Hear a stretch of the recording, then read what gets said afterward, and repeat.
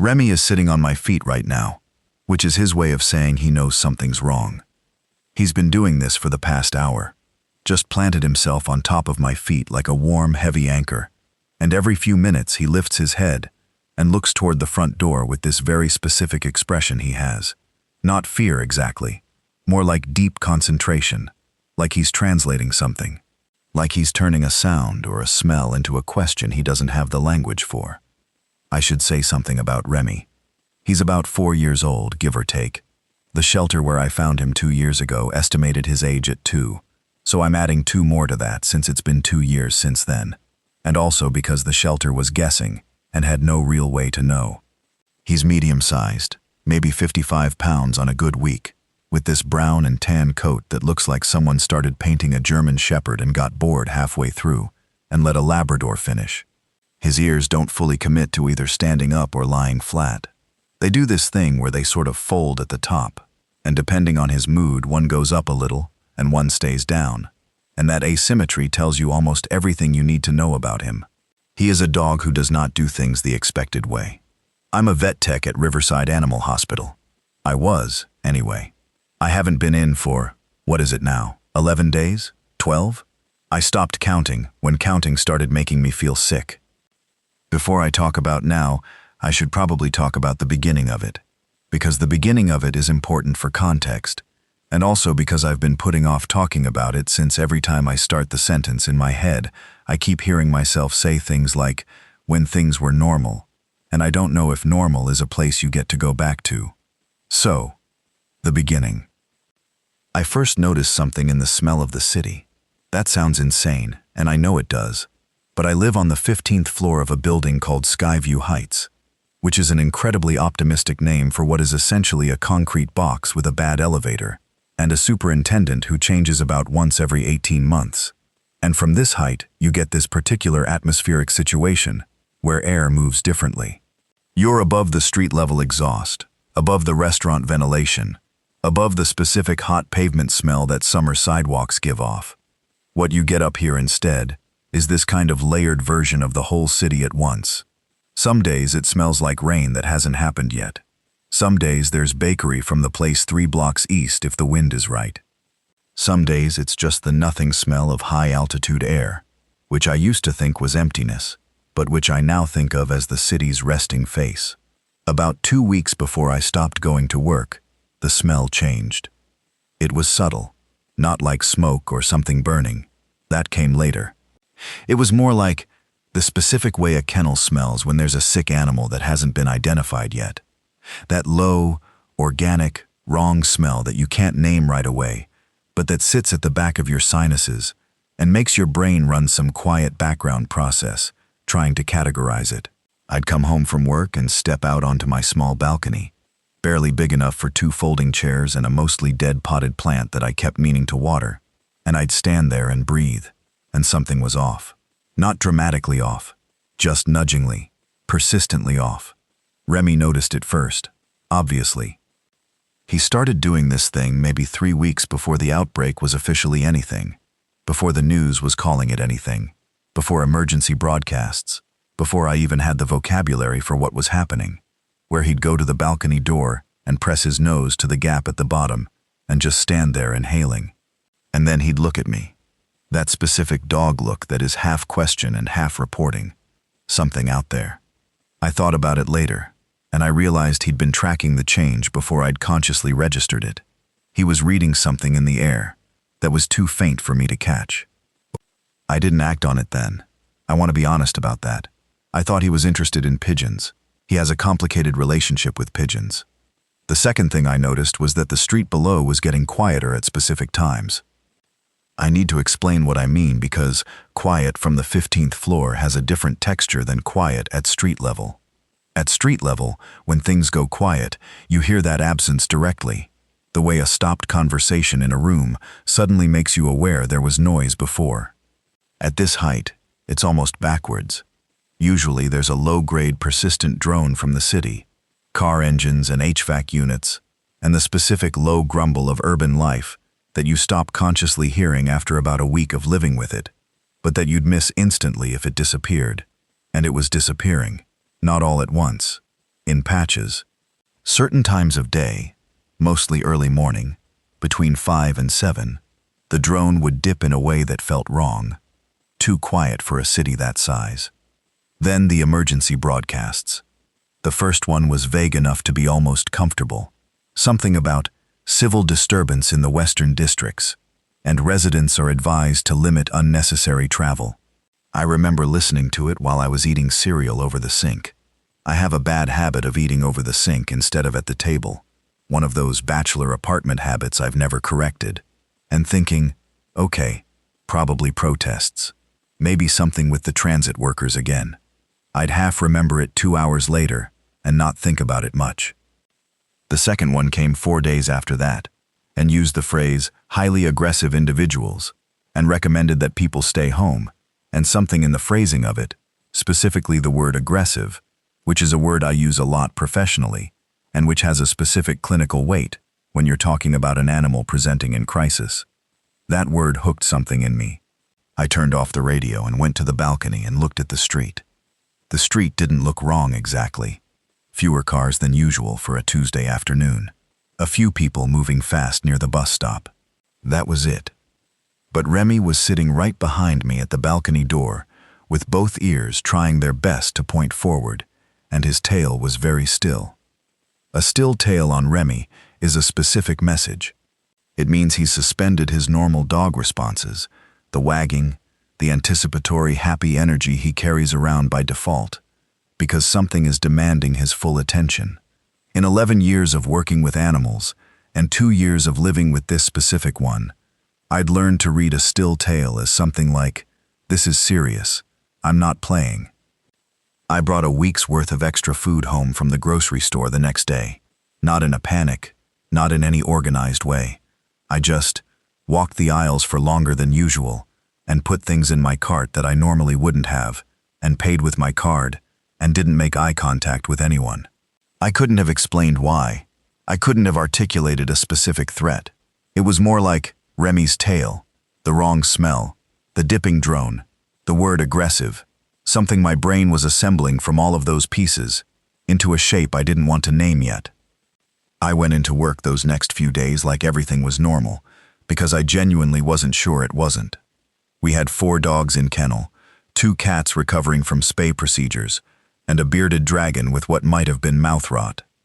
Mrs. Calloway's ancient cocker spaniel, Biscuit, was in for his regular blood panel. I did all of it. I cleaned cages, I drew blood, I changed dressings, I stayed late to help with an emergency that came in around 7. A lab named Theo, who'd eaten something in the backyard that turned out to be a piece of someone's gardening glove. That was my last shift. I found out about it in the parking lot after. My coworker, a woman named Patrice who'd been with the clinic for about 6 years, and who had a very clear-eyed way of processing bad news, was on her phone in the parking lot, with her face doing something I'd never seen her face do. She'd had a phone call from her sister in the western part of the city. Her sister had said that 3 people on her street were, and Patrice kept stopping before she got to the word, starting the sentence over, and I stood there in the parking lot with my jacket half on, and waited. "She said they were eating someone," Patrice finally said. Just flat, like she was telling me a test result. I drove home and I didn't turn the radio on, and I didn't call anyone, and I got to my parking spot in the underground garage and sat in the car for about 7 minutes before I went upstairs. Remy met me at the door. He always does. He gets up from wherever he is the moment he hears the elevator. Not the hallway, the elevator. And positions himself exactly 18 inches from the door so that when it opens, he can step forward and put his nose against my knees without being too excited about it. That first greeting is always restrained in this very dignified way, like he's reminding himself to have manners. And then about 30 seconds later, he drops it entirely and starts doing laps. That night, he didn't do laps. He greeted me, smelled my knees and hands and shoes extensively, and then went and sat in front of the balcony door. I fed him, stood in the kitchen eating crackers and peanut butter standing up because I didn't have any appetite for anything more elaborate, and spent about 2 hours on the internet trying to figure out what was actually happening. The information was a mess. That's the thing that gets lost when people talk about the early days of the outbreak in retrospect. There was no clear narrative yet. There were videos that looked like amateur horror films and official statements that said, "contained situation," and forum posts that ran from serious information sharing to people using the whole thing as an excuse to write apocalypse fanfiction in real time. I could not get a clean read on what was true. What I did know was this. The emergency broadcast that night, unlike the previous ones, told people to stay inside. Not recommended. Told. And it said to avoid contact with anyone displaying altered behavior or aggression, which was a strange enough phrase to ring very specific bells in my head. I went to bed at midnight and lay in the dark and listened to the city, and the city was wrong. The drone was wrong. There were sounds mixed in that I couldn't categorize right away. Not sirens, not traffic, not any of the normal late-night sounds of people doing people things. Something at a lower frequency. Something that made Remy, who was on the foot of the bed as usual, shift position twice in 20 minutes. I slept for maybe 3 hours. The next morning I looked out the window, and the street had about 4 cars that weren't moving, and one person sitting against the building across the way, who wasn't moving either, and I remember thinking, well, that's it then. That was 11 days ago, maybe 12. I should start trying to count more carefully. What I had when this started, in terms of supplies, was not great, but not as bad as it could have been. The grocery run I'd done a few days earlier helped. I had maybe 2 weeks of normal food for myself. Canned things, rice, pasta, some frozen stuff that was useful for the first few days, before I started being careful about power. Enough toilet paper and soap to last a while. A first aid kit that was better than a standard drugstore kit because I'd assembled most of it myself from clinic supplies over the years. Gauze, antiseptic, butterfly closures, a blood pressure cuff, a pulse oximeter, some medications that I'm not going to detail for reasons that don't matter right now. A battery-powered radio. About 6 days of Remy's kibble and 3 cans of the premium food I give him on special occasions. 6 days of dog food. That was the thing that woke me up at 4 in the morning on day 3, with my heart already going fast. The dog food. He needed more than I'd brought home for what was clearly not a short-term situation. I'm going to come back to how I solved that. The apartment itself. A 2-bedroom on the east side of the building, so I get morning light and no direct afternoon sun, which matters more now in terms of heat management than it ever did when I was complaining about missing sunsets. The front door opens to a short entry hallway, and then the main living area, a combined living room and kitchen, with that open plan layout that sounds great in real estate descriptions, and in practice just means your cooking smells follow you everywhere. 1 bedroom is mine. One was set up as an office and storage space before it became the room I keep supplies in now. Bathroom, small but functional. The balcony off the living room, which is essentially what has kept me sane. 2 folding chairs, the dying potted plant, and a view of the intersection at 44th and Morrison that I have come to know with a specificity I never intended. The building has 16 floors. I'm on 15. Above me is a mechanical level, evac equipment, some water storage, access to the roof. Below me is floor 14, which in the first week appeared to be almost entirely empty since whoever lived there had apparently left early in the outbreak, and I found this out by standing in the hallway with Remy and listening to the complete absence of sound from the apartment adjacent to the stairwell door.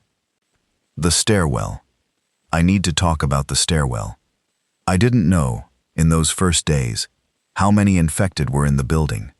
I didn't know how they moved through it. What I'd watched from the balcony told me something about how they moved outside, which was slowly, purposelessly, in that specific lurching way that has no real human analog but that I kept accidentally trying to compare to something familiar because the brain hates true novelty. But inside was a different question. Inside had closed doors and floors you couldn't see from above, and a stairwell that I could hear from the hallway outside my apartment if I pressed my ear to the wall near the fire door. I pressed my ear to that wall on day 2 and heard movement below me, not on 14. Lower than that, 13 maybe, or 12.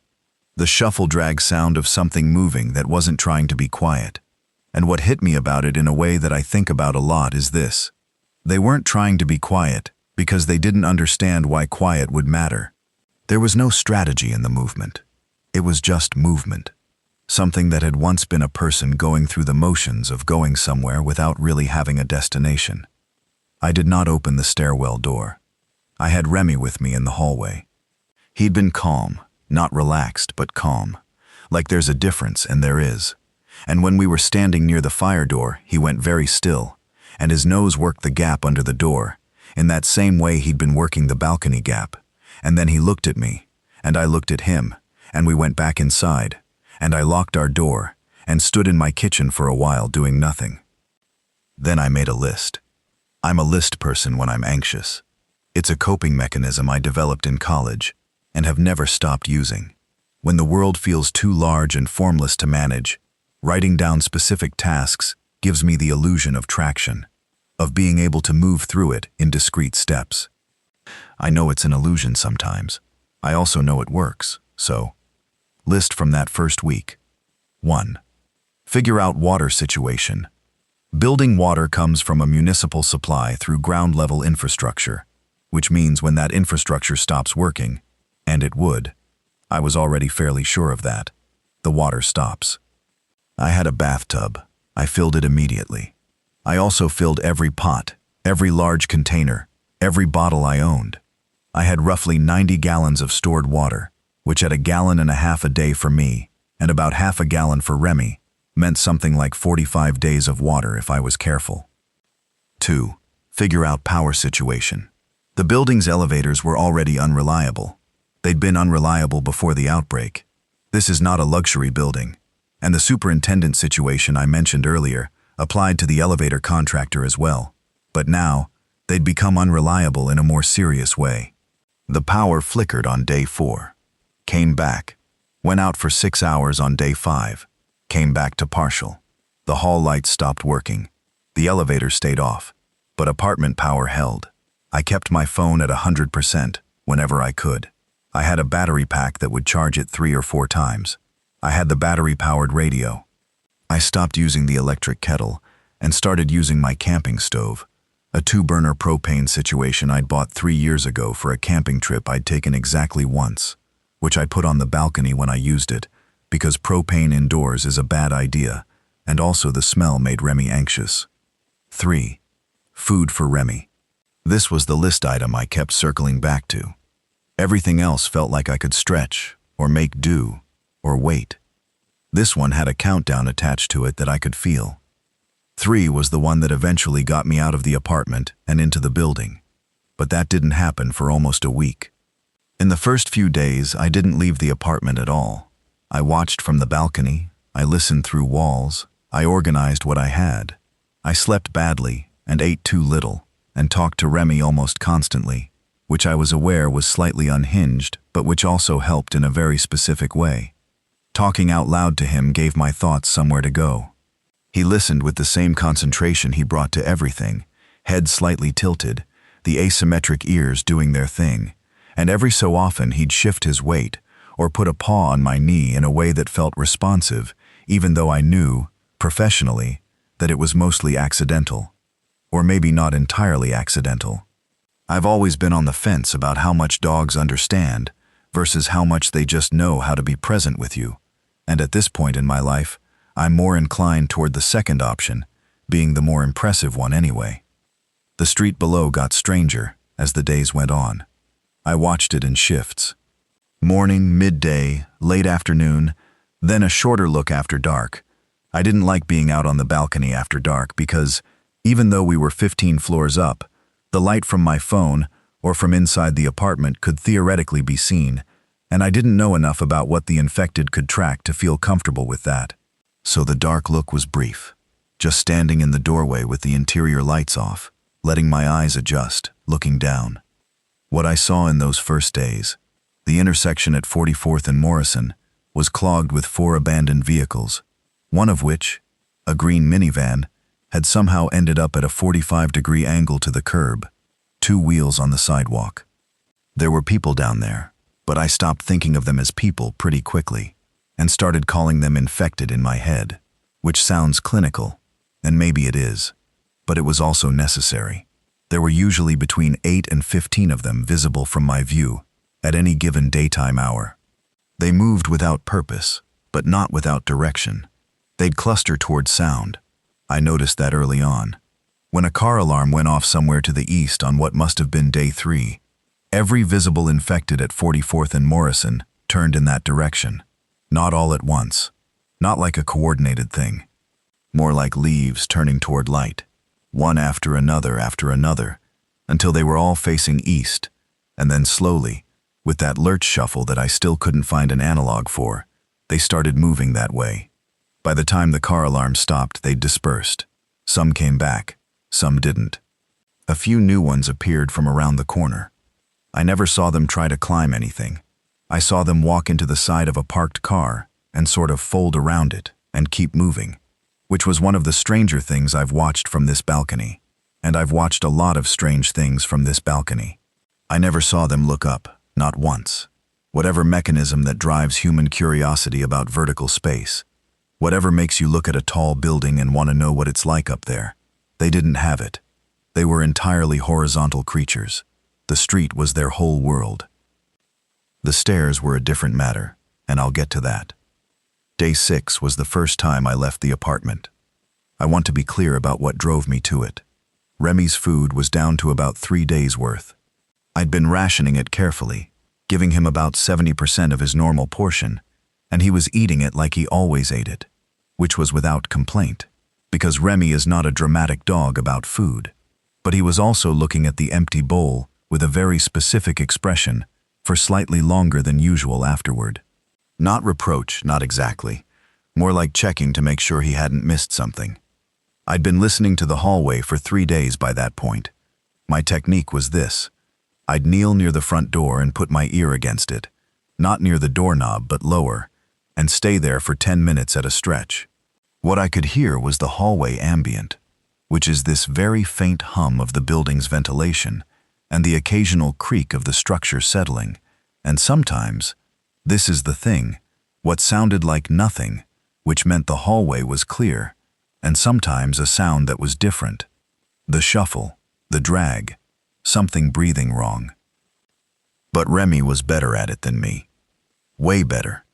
He'd begun, in the second day of our lockdown, to station himself near the door in a particular way during certain hours. Not lying down. He was too alert for lying down. But sitting close enough that his nose was almost against the seam between door and frame. And he had, I realized after watching him do this multiple times, a graduated response system. When the hallway was clear, he sat relaxed with his tail loosely down. When something was in the hallway but distant, he went still, tail motionless, ears up, but no vocalization. When something was close, within, I estimated, maybe 20 or 30 feet of our door based on the few times I'd cracked it quickly to check, he'd put one paw on the door and look at me with what I can only describe as an urgent expression, not fearful. Urgent. This thing. Here. Close. Be careful. He never barked. In 2 years I'd had him. He'd been a moderate barker. Not excessive, but he'd bark at the mail slot sound, and at skateboards passing under the window, and occasionally at his own reflection in the sliding glass door of the balcony. He stopped barking the moment the outbreak started. Cold stop. Like he understood that quiet was the new rule. I never had to teach him this. He just knew. So on day 6, I dressed in layers because I wanted my arms covered. Long sleeves. My work jacket, which is a durable canvas thing with pockets, and I put on leather gloves because I have them from winters past, and because they offered some protection I didn't want to think too hard about needing. I put Remy's harness on, not his collar, because the harness gives me more control when I need it without the pressure point on his throat. I got my small backpack. I had a kitchen knife in the side pocket, and I want to be honest that I had no idea what I'd do with it, and that I was mostly carrying it because it seemed wrong not to carry something. We stood at the front door together for 5 minutes. Remy was sitting beside me, his nose doing its work on the door. He was in the relaxed tail position. Clear. I turned the deadbolt slowly, then the handle, eased the door open 3 inches. The hallway was dark, Hall power was still off, and I had my headlamp on but pointed at the floor, just enough to see without broadcasting much. I could smell the hallway. Old carpet, the specific closed-air smell of a building that hasn't had its ventilation working properly, and underneath that, something else I didn't let myself name. Remy went first, which was backwards from how we normally did things but which felt right. He stepped into the hallway and stood there for a moment and then looked back at me with the clear expression, and I came out and shut our door as quietly as I've ever shut anything. Floor 15 had 8 apartments, 4 on each side of the central hallway with the elevator lobby and stairwell doors at each end. I'd never known my neighbors well. This is city life. This is apartment life. I knew the woman in 15B by sight and a couple who'd had a baby in 15F, and that was essentially it. Now I needed to think about which of these 8 units might have dog food in them, and I needed to do it quietly. I started with the empty-seeming apartments first. I tried 15G, the one diagonally across from mine, with a knock that I immediately regretted, and then remembered they'd clearly left early and was not going to be answered. I tried the handle, locked. I moved on. The apartment at the far end of the hall, 15H, same thing, locked. I didn't have the skills or tools to get through a locked door, and I'd known this going in, so the plan was, try handles first, then look for anything that had been left partly open, then reassess. 15C's door moved when I tried the handle. Not unlocked, but it had the slight give of a door that had been closed, but not properly latched, and after a moment of applying gentle increasing pressure, it opened. Remy went in first, harness in my hand, and did his scan in about 90 seconds. Clear, he said with his body language. This is empty.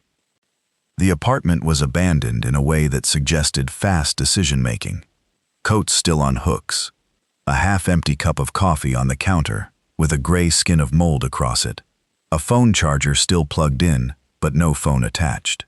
Whoever had been here had grabbed a bag and left.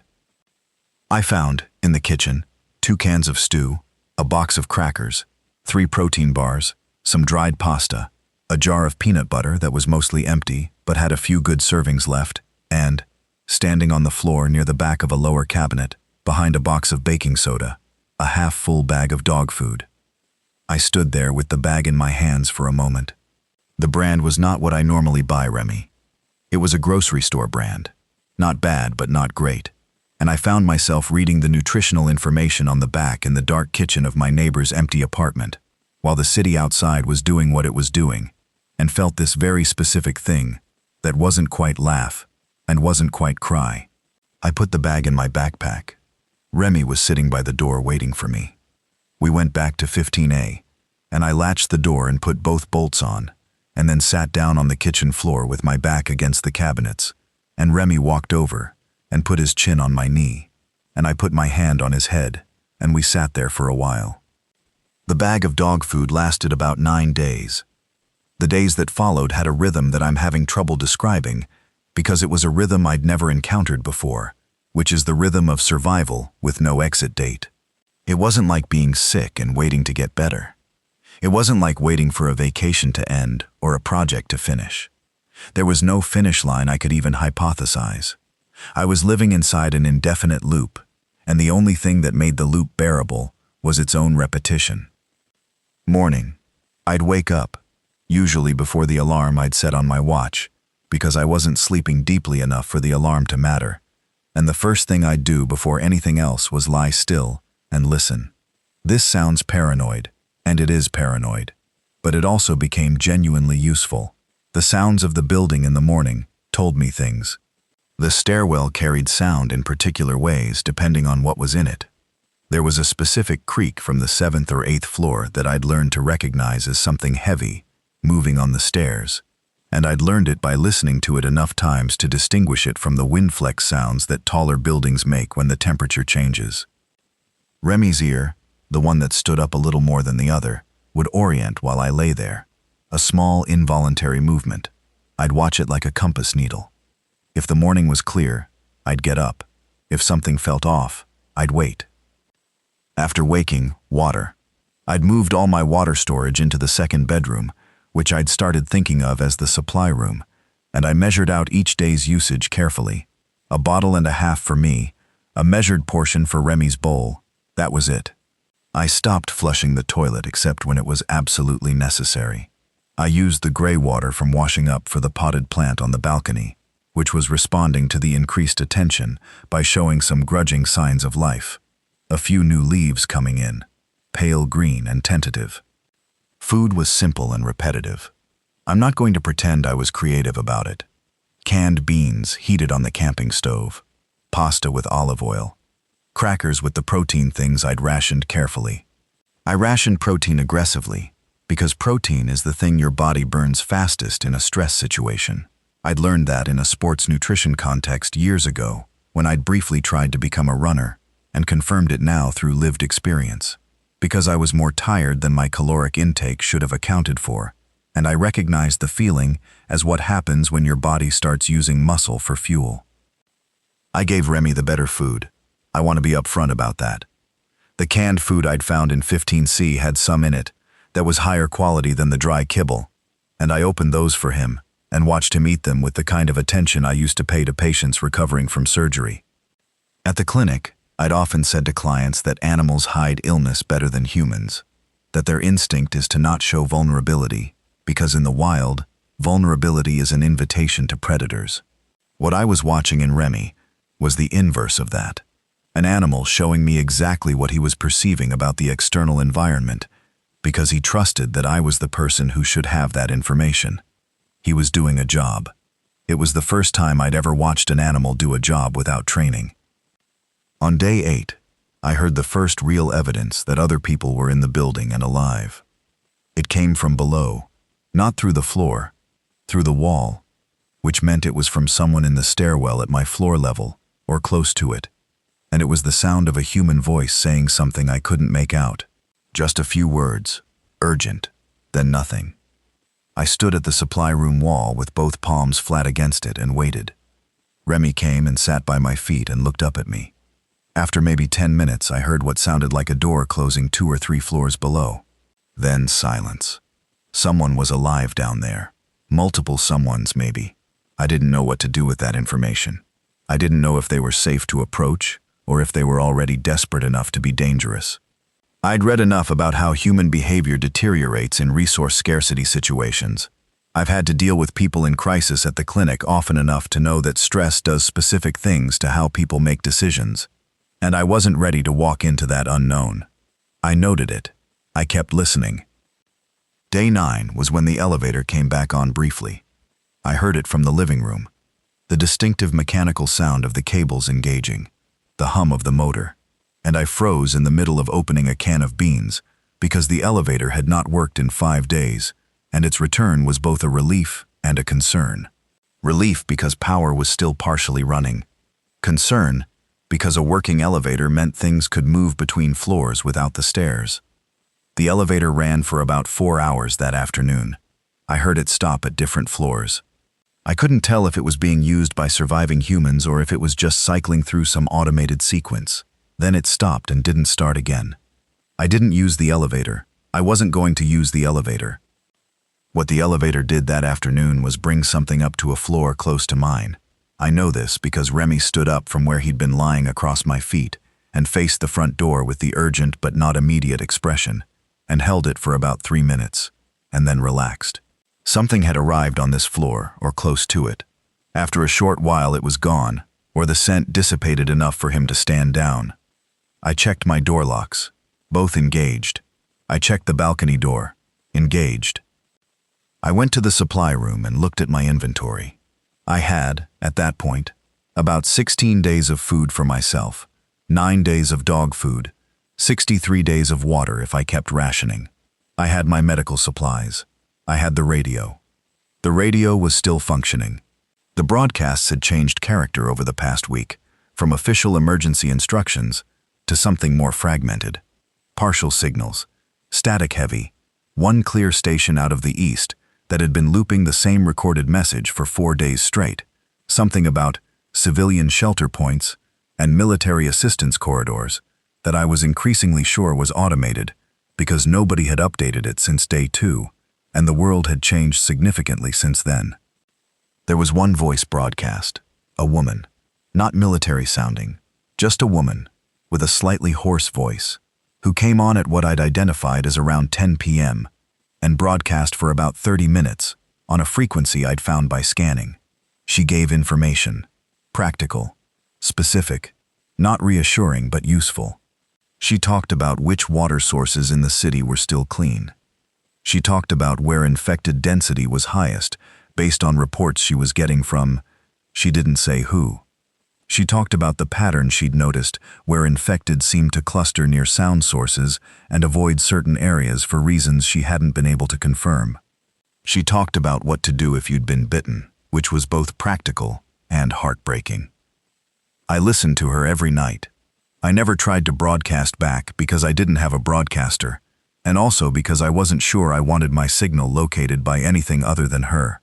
I thought of her as someone I didn't know but trusted, which is an odd relationship to have with someone, but these were odd times. Her name, she never gave. I started thinking of her as the signal. Day 12 was when I went back out. By this point, I had a better sense of the building's rhythms. I knew that the stairwell on the north end of our floor, the one closer to my apartment, had more traffic through it than the south stairwell based on listening alone. I'd figured out that the infected moving through the stairs were doing exactly what Remy's and my observation had confirmed about their pattern outside. They moved towards sound and smell, and in the absence of either, they moved slowly and without particular direction, which meant that on quiet days, the stairwell was traversable if you were careful. The question was always quiet days. My preparation for going out had gotten more systematic. I had a mental checklist now. Harness on Remy, phone in breast pocket, knife in jacket pocket, headlamp on but minimum brightness, door checked 3 times. I'd started wearing rubber-soled shoes exclusively, not sneakers which squeak, but a pair of hiking shoes with good grip and no noise. I'd put the harness handle through a small carabiner I'd found in a kitchen drawer, left over from some camping gear, so I could clip it to my belt loop in tight spaces and keep both hands free. The south stairwell was my target this time. I'd been listening to it for 3 days, and it was consistently quieter. I opened our apartment door, and Remy stepped out and said with his whole body, "Clear." We moved to the south stairwell. I pushed the fire door open 6 inches and waited, and Remy confirmed, "Clear below for now." We went in. Stairwells in a zombie outbreak smell bad. I'm going to just say that plainly. They smell bad in ways I couldn't entirely identify. A thick, layered, closed-air smell, with something organic underneath it that I did my best not to categorize. Old food, probably, from people who'd carried things through. Other things. I breathed through my mouth and we moved. I went down to floor 12. This was my plan. 2 floors down, check the apartments that looked abandoned, get what I could, come back. Fast, quiet, purposeful. The hallway at 12 was darker than 15, because the emergency lighting down here had failed differently. At 15, there was a faint residual glow from some light that was still catching power. But at 12, the hallway was complete dark, except for my headlamp. Remy's eyes caught the light and glowed briefly. We tried doors. 3 were locked. The 4th, 12F, I noted out of some reflex habit of organization, swung open. And here's the first real strange thing that happened to me in this building. The apartment was occupied, not by anyone alive.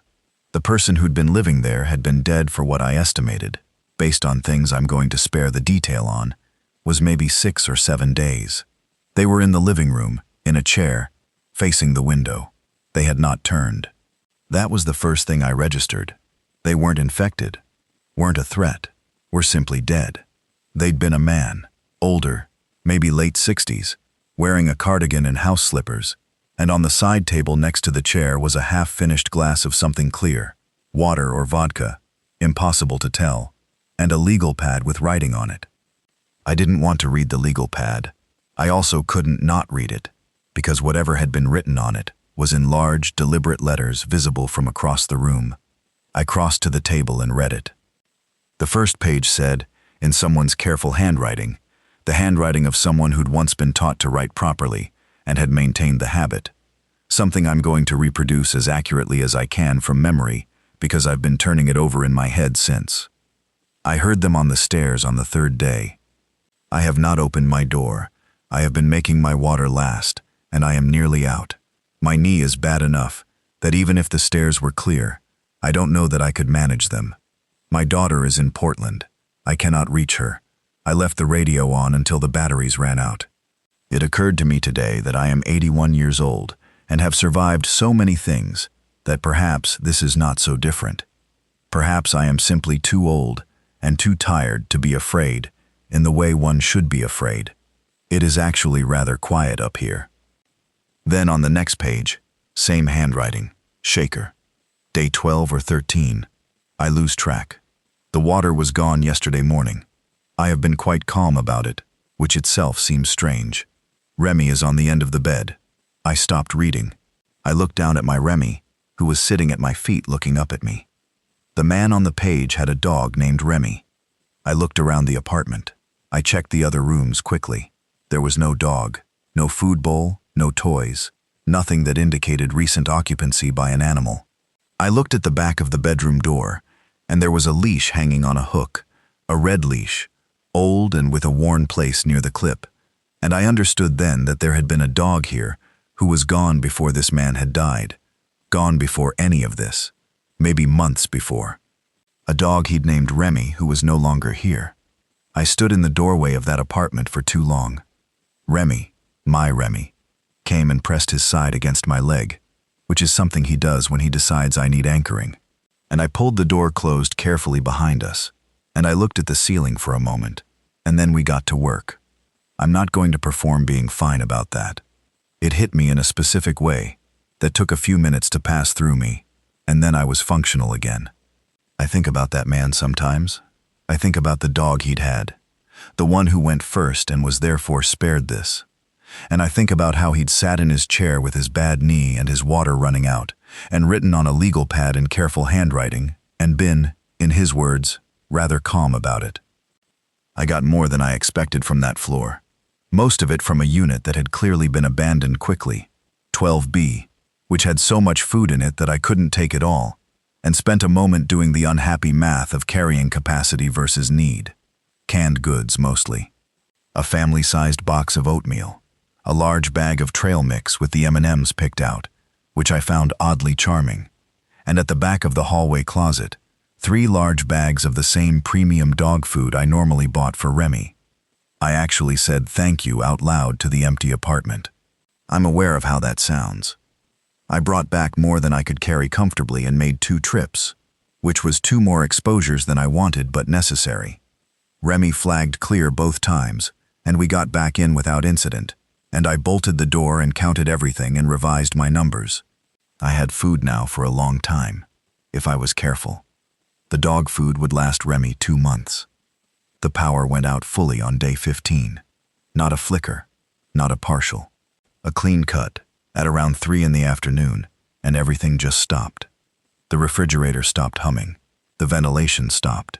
The building went quiet in a particular way that felt different from the specific quiets I'd gotten used to.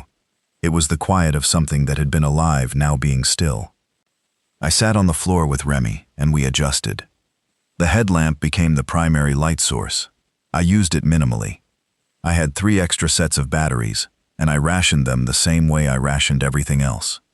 After the first hour of darkness, I realized I was orienting by sound more than I'd ever done in my life, which made me think of Remy differently, made me understand more viscerally what it's like to navigate primarily through sound and smell, what that world feels like, what information it gives you, and what it withholds. Without power, the building went colder faster than I'd expected. The insulation was adequate but not excellent, and the mechanical floor above me wasn't helping with heat retention. I wore more layers. I gave Remy one of my heavier blankets to sleep on at night, which he accepted with the mild dignity he brought to all sleeping arrangements. The cold also changed the smell of the building. I don't know how to explain this precisely, except to say that the lower floors smelled differently after the power cut than they had before, and what I picked up on my brief hallway checks was something I wasn't used to, and which Remy was tracking more than before. His attention to the stairwell door became more frequent. Not alarmed. I want to be clear, but sustained. On day 17, I heard someone knock on a door on my floor. Not my door. A door down the hall. 3 knocks, deliberate, and then a voice. A woman's voice, saying, "Hello. Is anyone here?" I went to my front door and pressed against it. And for a moment, Remy was doing the not immediate urgent posture, and I waited. "Please," the voice said, "I have a kid with me." I stayed at my door for a long time. Remy's posture didn't shift. He was saying, "Not infected. This is a human." He wasn't saying, "Danger." I unlocked the first bolt, not the second. I cracked the door 2 inches. Down the hall, in the dim light that came from the stairwell end of the hallway, where a small emergency light had apparently maintained some battery charge, a woman was standing outside 15D. She was holding the hand of a kid, looked about 8 or 9, a boy, and he was holding a stuffed rabbit with one ear that was clearly half gone. The woman was probably late 30s, dark hair pulled back, dressed in too many layers, and she had a backpack that looked full, but not heavy. She saw my cracked door and went very still. "I'm not sick," she said, quietly, the right quietness. "Neither am I," I said. Long pause. "Do you have water?" she said. It wasn't quite a question. This is the part where I tell you that I am not a naturally suspicious person.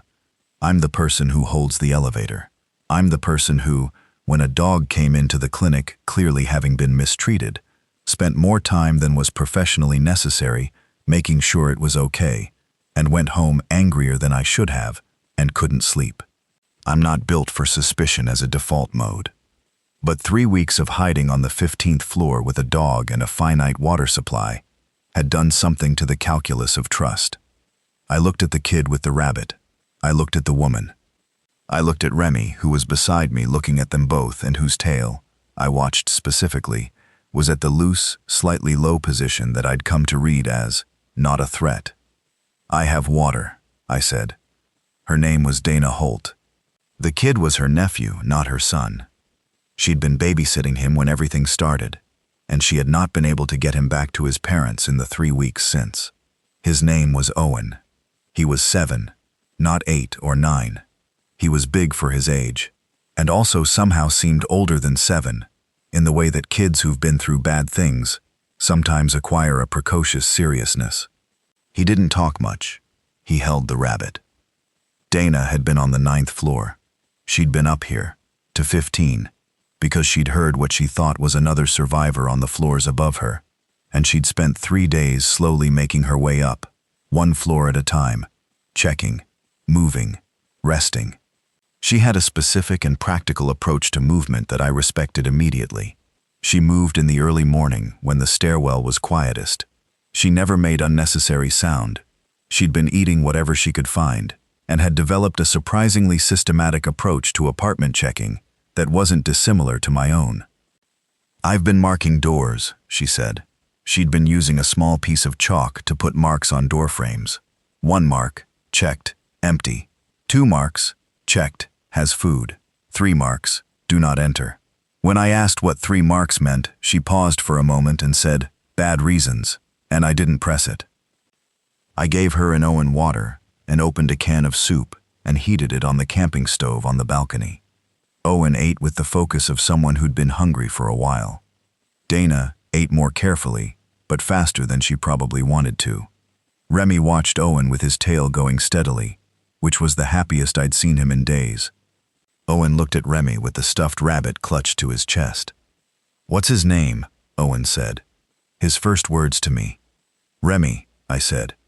He thought about this for a moment. "Like from Ratatouille." "Yeah," I said. "Exactly like that." He held out his hand, and Remy came forward and sniffed it carefully, and then accepted an ear scratch with the equanimity of someone who has manners. Dana and I talked for a long time that night, quietly, after Owen was asleep in the 2nd bedroom on a nest of blankets I'd put together. She'd seen more of what was happening on the lower floors than I had. She told me about the 3rd floor, which I didn't want to hear about, and which I'm not going to write about in detail, because some things don't serve the purpose of the telling, except to mark them as terrible. She told me about a group of survivors she'd seen briefly on the 6th floor before something happened that dispersed them. She didn't know what.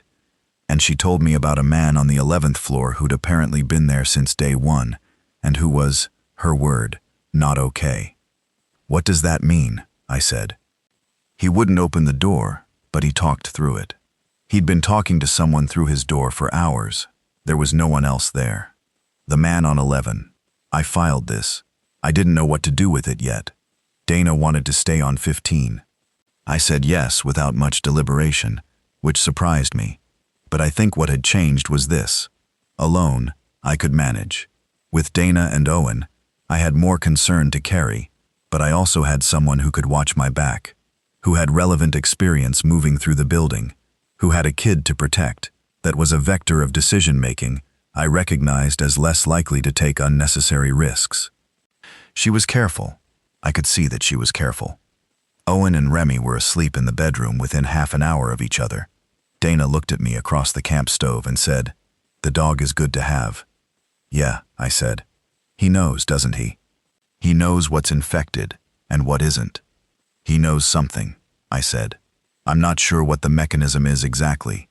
I know dogs have something like 100 times our olfactory receptors. I know that they can detect changes in body chemistry. Beyond that, I'm speculating." I paused. But yes, he's been right every time. She looked at Remy for a moment. "We should stick together then," she said, "if you're okay with that." I looked at the water supply in the supply room, which I'd been thinking about since she'd walked in.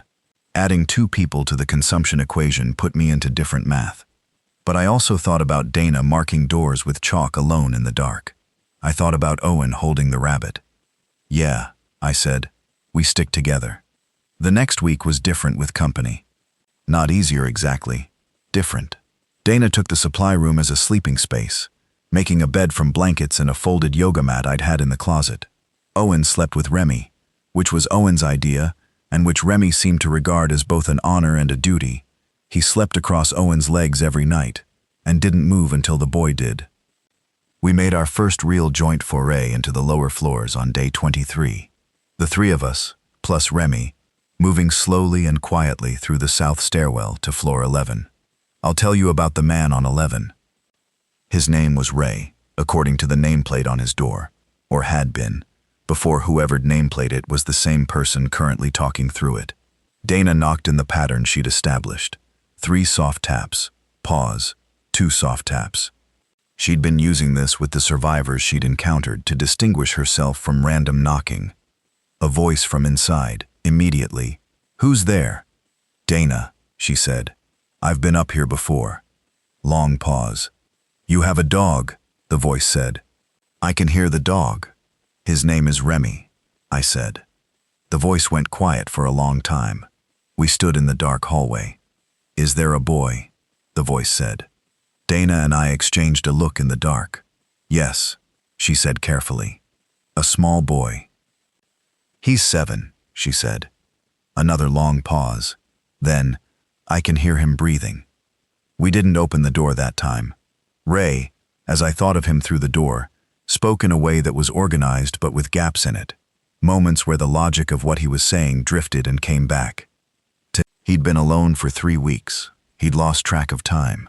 He'd been having conversations, he said, with his wife, which he seemed to know was problematic, because he mentioned it in a tone that was part confession and part reassurance. "I know she's not here. I know that. But talking out loud helps me think." I understood that completely.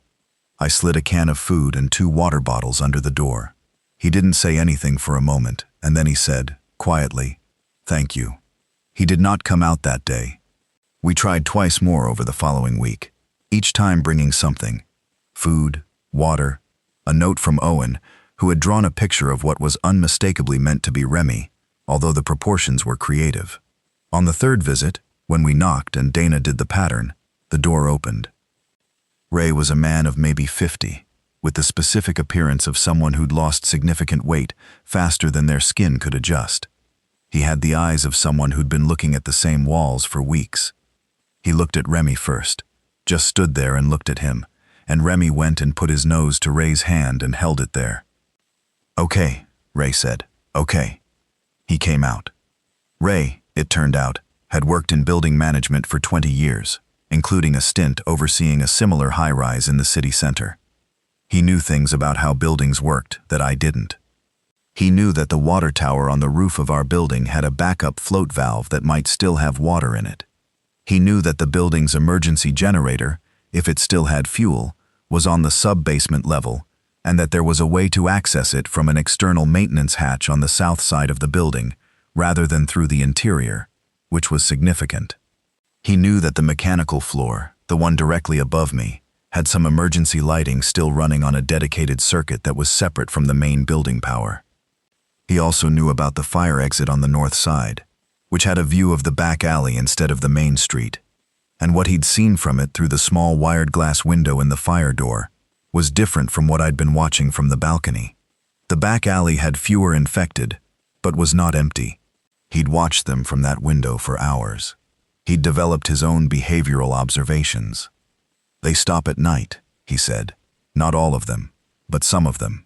I've watched them from the window, and after about 11 p.m., the ones in the alley just stop moving, stand in place. I thought they were sleeping standing up at first, but they don't close their eyes. They just stop. I thought about this. Conserving energy, I said, or the thing that's driving the behavior. Whatever the infection does to the motor system, maybe it has cycles, like how a fever spikes and dips. Ray looked at me. You're a doctor? Vet tech. Close enough in some ways. He looked at Remy again. The dog knows which ones are sick. He knows something, I said. Same answer I'd given Dana. Ray had food in his apartment from a combination of his own stockpile and some foraging he'd done through the window. He'd rigged a rope from his apartment window and used it to access the fire escape landing on his floor, which had given him access to a neighboring unit via that unit's window.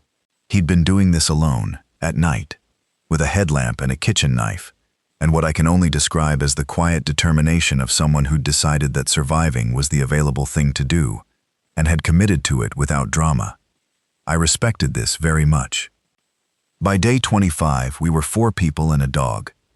The radio woman, the signal, became more important as the weeks went on. I'll tell you what she was telling us because it mattered.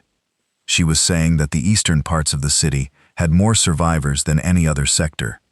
She was saying that a cluster of residential high-rises near the old rail yard were being held by organized groups.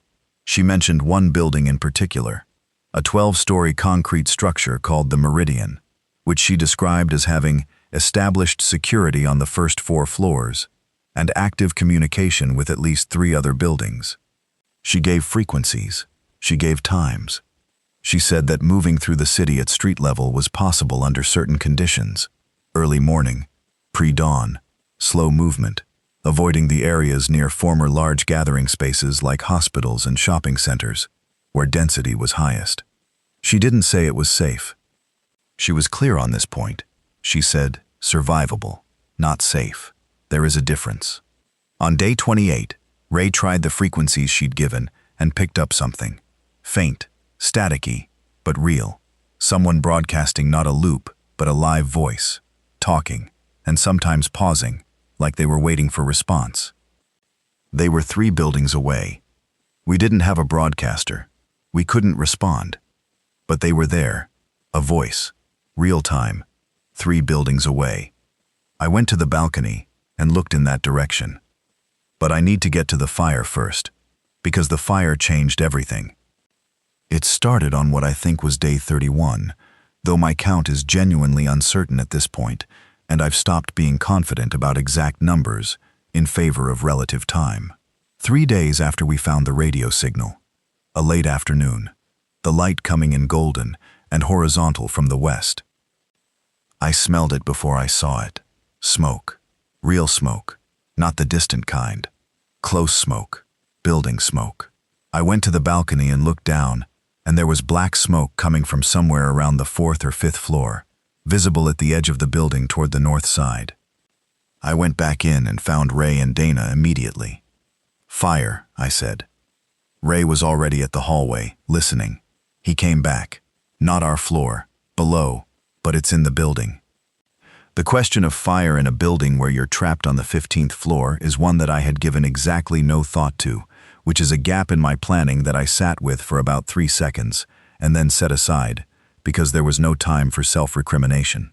What fire means in a building like this: smoke rises. Smoke fills stairwells. Infected, if they're heat sensitive or react to the sound of whatever the fire was doing, might be moving upward. And the building itself, concrete shell but interior wood framing and wall materials, would burn in ways that weren't instantly catastrophic, but that would make lower floors untenable in hours. "Roof," Ray said. I looked at him. "The mechanical level. I know how to access the roof from there.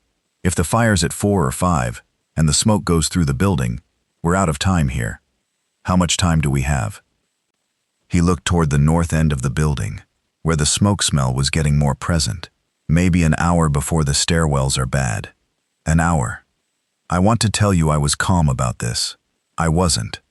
I was very specifically not calm in a way that involved my hands moving too fast on everything I touched for the first few minutes. Dana was different. She went immediately into action with a focused efficiency that made me feel steadier just watching her. Owen held the rabbit and watched us and didn't cry, which was something. We packed, not everything.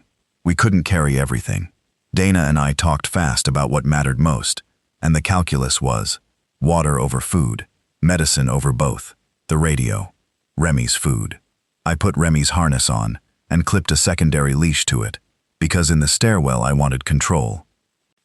We were in the south stairwell in 11 minutes. The smoke was not yet in the south stairwell, but it was present in the hallway. A thin haze, more smell than visible, and Remy was moving forward with a specific tension I'd never felt in him before.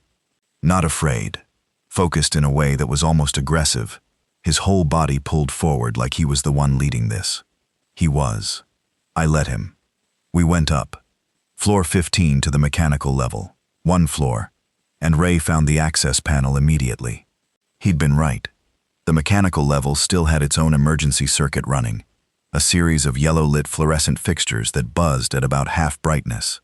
The space was full of equipment, evac units, pipes, junction boxes, and the ceiling was maybe 10 feet high, and the floor was concrete, and it smelled of lubricant, and the particular dusty heat of running mechanical equipment. The roof access was a standard heavy door with a push bar, the kind that triggers an alarm when opened, except that whatever was triggering alarms was not relevant now. Ray hit the bar, and the door opened, and the alarm sounded for about 3 seconds before it became clear that no power was reaching the alarm circuit, and it cut off. The roof. I'd lived in this building for 3 years. I'd never been on the roof. It was bigger than I'd expected, and emptier than I'd expected. A flat expanse of sealed concrete with equipment clusters at intervals, and a low parapet wall around the edge, maybe 3 feet high, and beyond the parapet, the city. From 15 floors up, you don't see the city the way you see it from the street. You see the geometry of it, the grid, the blocks, the varying heights of surrounding buildings. You see, from this height, that the city is not destroyed in any simple way. It's pockmarked. Some sections look almost normal. Some sections are clearly wrong, with smoke rising, or with gaps that weren't there before. The green of park still exists, which for some reason is more disturbing than the damage. The grass is still growing. The world keeps doing its natural things. I looked toward the east, toward the cluster of buildings near the old rail yard. 3 buildings away in that direction was a 10-story glass and brick building. I'd been looking at it from the balcony for weeks without paying it specific attention, because it had looked empty. From the roof, I could see it differently. I could see the roof of that building. There were people on that roof. 3 of them, visible at this distance. One appeared to be looking in our direction through something. Binoculars, maybe. And there was something on the edge of their parapet that I recognized after a moment of working out what I was looking at. A mirror. A large, flat signal mirror angled to catch the late afternoon sun. It flashed, once, then twice, then nothing. I stood at the parapet of our building and looked at them, and they looked at me, and then Ray was beside me, and he said, "Do we have anything?" I had my phone. The screen was bright in the orange afternoon light. I held it up and turned the flashlight on and off. Once, twice. The mirror on their building flashed back. Dana was the one who figured out the Morse. Not real Morse. Neither of us knew Morse. But a system. She worked it out in about 10 minutes of careful back and forth. 1 flash for yes, 2 flashes for no, 3 flashes for question. After that, asking things became possible. Are you safe? 3 flashes from us, 1 flash back from them. Do you have food? 3 flashes, 1 from them. Can we reach you? 3 from us. Then, a long pause. Then, 1 flash. Yes. How?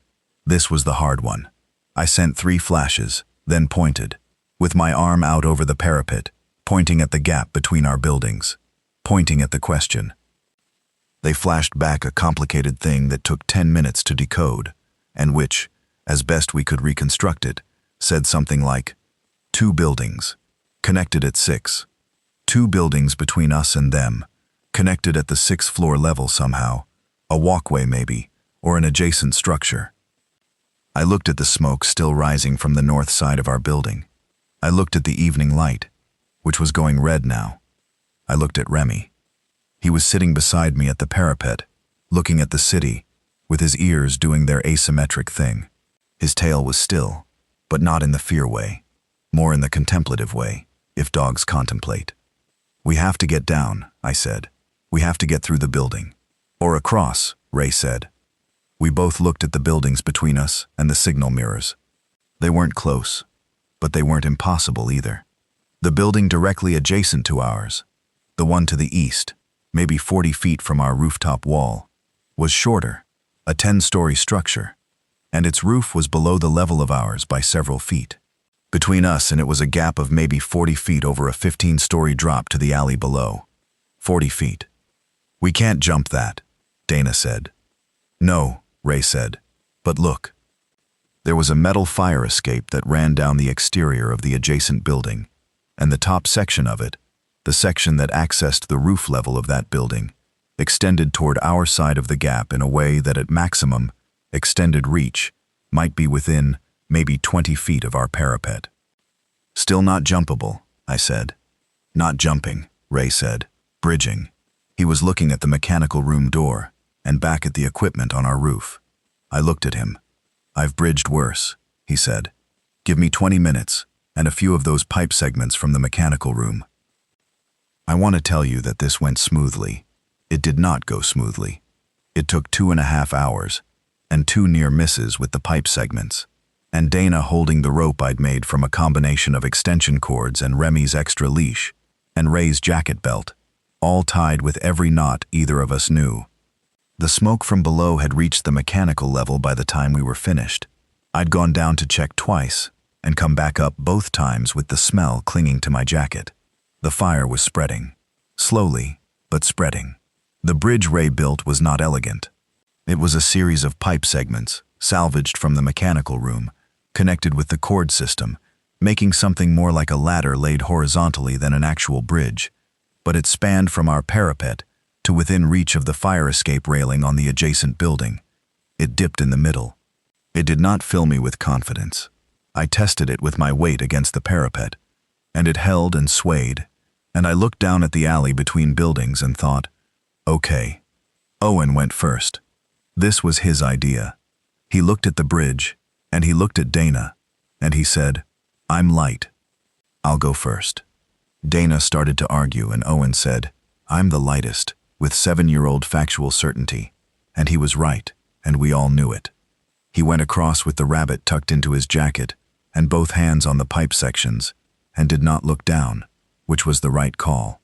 He reached the fire escape railing and grabbed it and turned, and gave us a thumbs up with the calmness of someone who had decided not to feel afraid about things and was sticking to that decision. Dana went second. She went fast, which was either the right strategy or pure nerve, and I didn't breathe the whole way.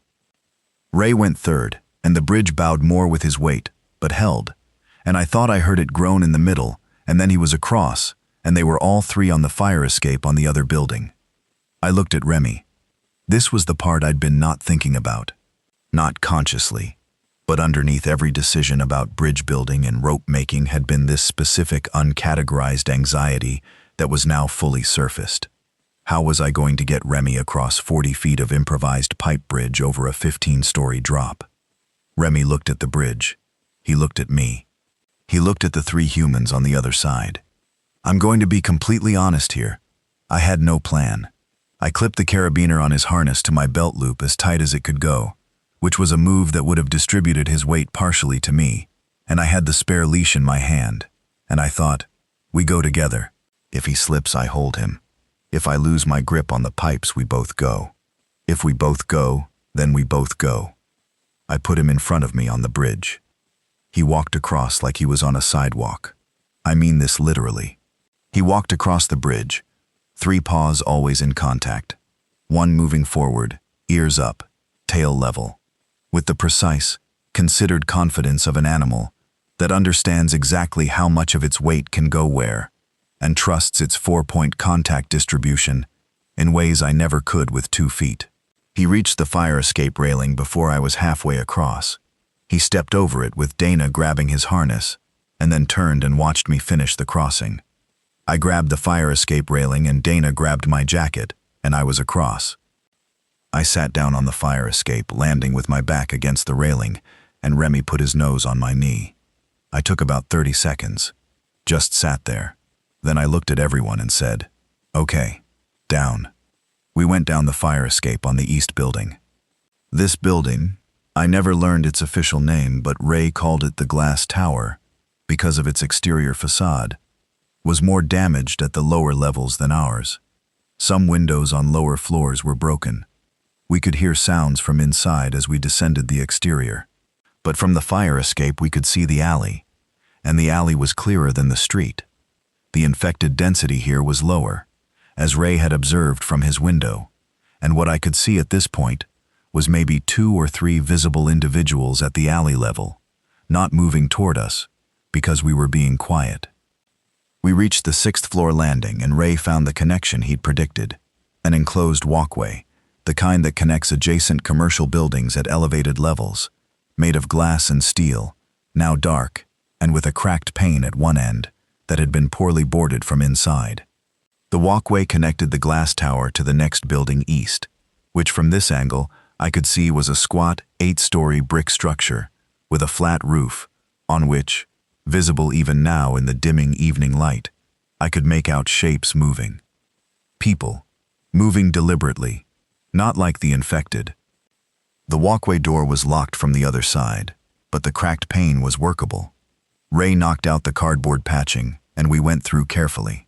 The inside of the walkway smelled like closed space, and something else I couldn't name, but that Remy moved through without his alerting behavior, which was good.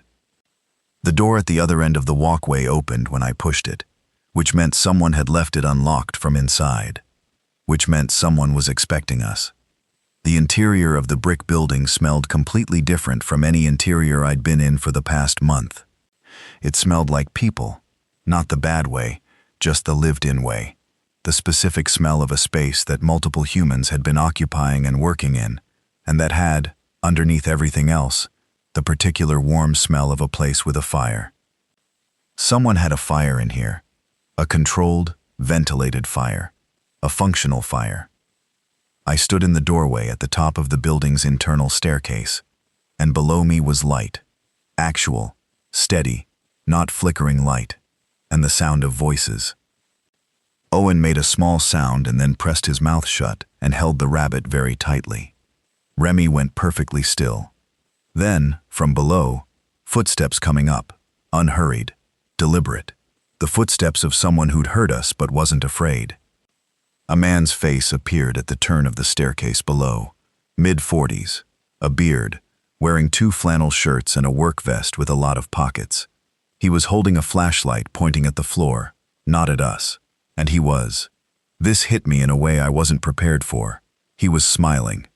Just a tired, straightforward, honest smile. "Signal mirrors," he said. "I've been trying that for 2 weeks. You're the first people to signal back."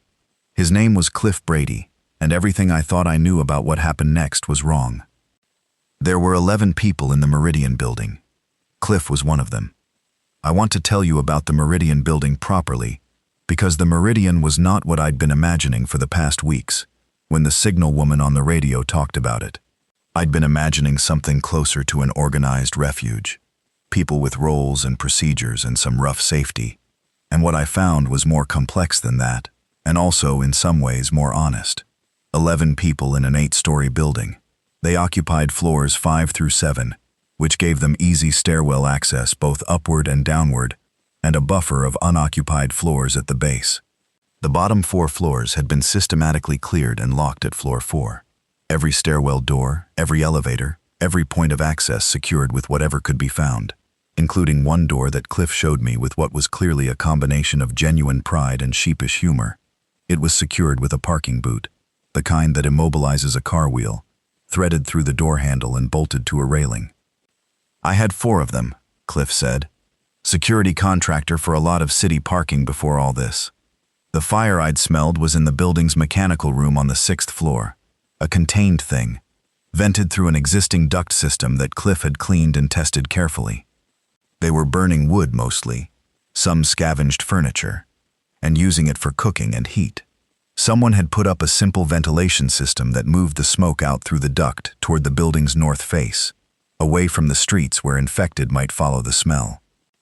The people in the Meridian were Cliff and his partner, a man named Derek who'd been a school teacher, a family of 3, a woman named Hannah and her teenage daughters, 16-year-old Bex and 14-year-old Nora, who barely spoke, but who read constantly, working through every book in the building, an older man named Walt who'd been a pharmacist and who was, as far as I was concerned, the most valuable person in the building, because he had opinions about medication, and because he'd assembled a medical kit that was more complete than mine. A young woman named Cass, who'd arrived 3 days before we did from the western part of the city, and who hadn't fully stopped shaking yet. And 3 others whose names I learned over the following days. Patrick, a plumber. Gwen, who'd been a nurse before transitioning to administrative work 10 years earlier, but who remembered more than she gave herself credit for. And a man called Tommy, who didn't tell anyone his last name, and who kept mostly to himself, in a way that I noticed, but didn't initially know what to make of. 11. Now with us. 15. 16 if you counted Remy, which I did. The dynamics of the group were visible on the first night. These things always are. You can read them in who sits where and who talks to whom, and who watches from corners. Cliff was the de facto center, not because he'd claimed authority, but because he was the one who'd figured out the most things, and who communicated easily, and who had the specific gift of making people feel like their contribution mattered. Derek supported him in a teaching instinct way. He was the one who'd started a loose schedule, who'd gotten the teenage girls working on useful projects, who'd made sure people were eating regularly. Walt was the resource holder. He knew what they had and what they didn't, and he was honest about it without being alarmist, which is its own skill. Tommy was the one I watched. He was maybe 50, hard to tell, with the kind of lean fitness that comes from labor rather than exercise, and he had a way of positioning himself in rooms that was always slightly off the main group. Not unfriendly. He answered when spoken to. He contributed to work. But there was something in how he tracked information, how his eyes moved when new things were discussed, what he chose to comment on and what he didn't, that my 11 years of professional observation of creatures under stress had flagged. He reminded me of an animal that had recently been in a fight. Not injured, but alert in the wrong direction, watching for threat from the wrong angle. I didn't say anything about this to Dana yet. I kept it in the back of my mind and I watched. Walt, on our second day in the Meridian, pulled me aside and asked about my medical background. I explained, vet tech, 11 years, primarily small animal practice, but with some large animal cross-training, and significant emergency experience, because animal hospitals don't turn away emergencies the way some human ERs do on bad nights. He was quiet for a moment. "Can you suture?" he said. "Yes," I said. "Not licensed for humans, but yes." He showed me Cass's left arm.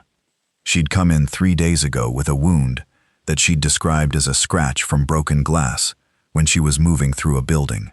Walt had cleaned it and dressed it and was monitoring it. He wanted a second opinion on whether it was becoming infected. The tissue kind of infected, not the other kind. I looked at it. The wound was maybe 2 inches long, shallow, and the surrounding tissue was warm and slightly elevated, and showing some early purpling at the edges. Infected in the wound sense, yes. Needed antibiotics, which Walt had, and probably debridement and resuturing if it wasn't going to worsen. "Do you believe her?" Walt said quietly. "About the glass." I looked at the wound shape. Long and slightly curved. A scratch makes a different shape than a bite. I'd seen enough bite wounds in my professional life to have an opinion on this. "I don't know," I said honestly. And then, "Have you seen any indication of—" "No," he said. 3 days she's been fine. Eating, moving, normal temp, normal response. Whatever happened to her out there, she doesn't appear to be turning." I thought about this for a long time that night. Not about Cass specifically. About what it meant that Walt was already navigating questions like this. About what it meant that survival in a group required exactly this kind of quiet, difficult observation. The same kind I did at the clinic, when an owner was telling me something that didn't quite add up, and I had to read the animal instead of the story. Gwen treated the wound. She was more practiced with the suture kit than I was, and between the two of us, we got Cass fixed up properly and on an antibiotic course, and Cass sat through all of it in a way that suggested she was accustomed to pain and wasn't interested in showing it. Afterward, when it was just me and Gwen cleaning up, she said, "She doesn't know she's being watched." "She should know," I said. "It's fair to tell her." Gwen considered this. "Cliff thinks telling her will panic the group, the teenagers especially." "Cliff might be wrong about that," I said. Not accusatory, just might be. Gwen looked at me. "You've been here 2 days." "Yeah," I said. She went quiet for a moment. Then, "I know, but this is he's built this, and he's done it well." I understood what she was saying. I didn't push. But I thought about Tommy watching from corners. And I thought about Cass's wound. And I thought about the way information moves through a group under stress, which is the same way it moves through an animal social group. And I filed it. Remy liked Cass. He'd gone up to her on the first day. That careful approach he made with new people, where he circled slightly and came in from the side rather than head on, and he'd settled near her. She'd put her uninjured hand on his head without seeming to think about it, and left it there for a while, and her face did something complex and private that I tried not to watch. Dogs don't care about what you've done or what you might have been through. They care about what you're doing right now and whether you're a threat right now. And Cass, right now, was just a person who was injured and sad and in need of company. Remy had no judgment to offer on anything beyond that. I found this comforting. I still do. The logistics of the Meridian were better than what I'd had in the apartment, and I'm going to talk about this because it matters. Food. They had roughly 6 weeks of food for 11 people at careful rationing. Now, with us, more like 4.5 weeks at the same rationing. Cliff had been running foraging parties every 3 or 4 days using a specific system he'd developed. 2-person teams, pre-dawn, south side of the block only. The north side had higher infected density, targeting the street-level commercial spaces that had previously been a deli, a pharmacy, and a hardware store. The hardware store had been a significant find. Tools, materials, things that don't expire, and which had enabled a lot of the fortification work. Water. The building had a rooftop tank that hadn't been fully drained. Walt had calculated it at roughly 45 days of supply for their group. He was doing daily measurements. With 4 more adults, a child and a dog added to the equation, that number changed. Medical.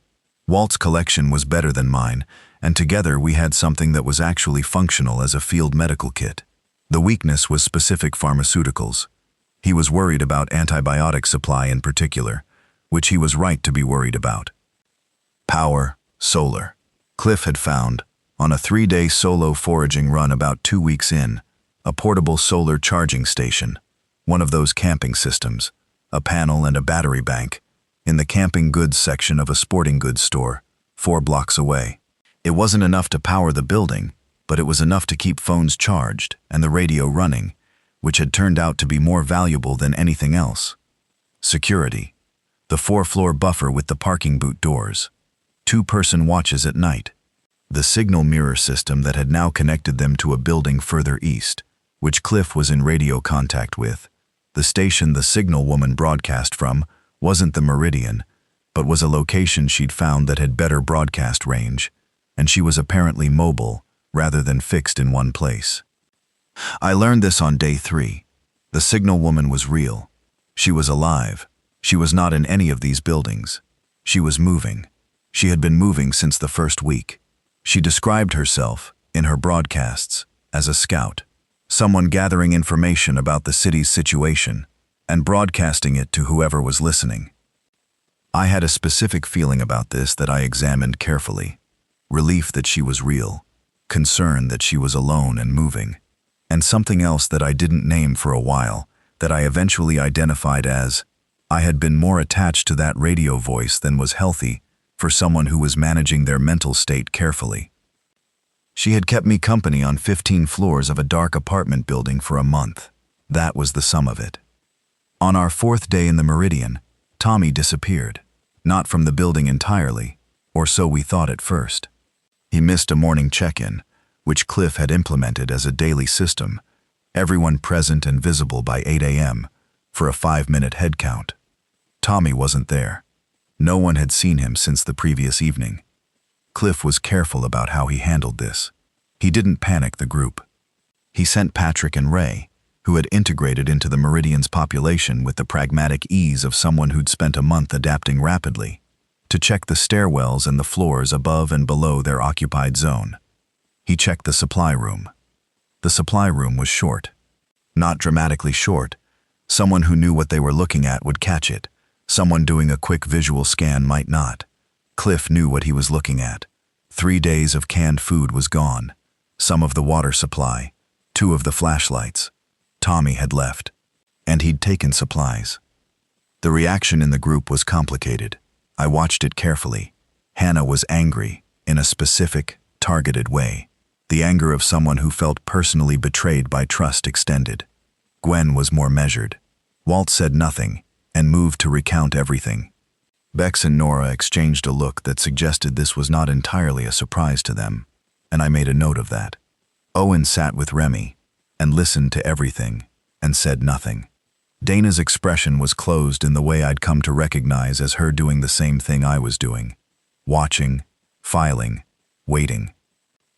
Cliff stood in the middle of the common space they'd made on the 6th floor and said, "We're okay. We're still okay.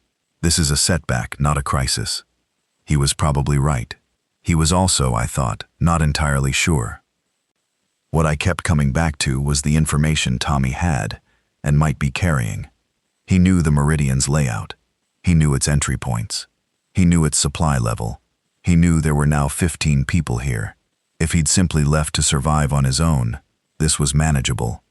If he went somewhere else with this information, and that somewhere else contained people who were not inclined to be neighborly, this was a different problem. I told Cliff this privately. He listened without interrupting, which I appreciated. "I've thought about this," he said.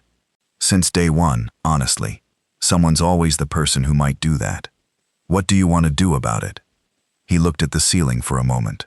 "What I'm already doing. Make the building more secure. Move the supply room to somewhere that's not on the obvious floor. Vary the entry point. And," he paused, "keep our communication channels to buildings we trust, and not give full location information to anything that broadcasts widely." This was smarter than I'd have expected from someone who hadn't been doing this long. Then again, I'd been underestimating people in this situation from the start. Stress does specific things. It sharpens some people in ways you don't predict. Remy had been avoiding the corner of the common room where Tommy usually sat. I'd noticed it, but hadn't called it until now. A low-grade avoidance, subtle, not the alerting response, but something more like, "I don't like the smell of that space." I mentioned this to Cliff.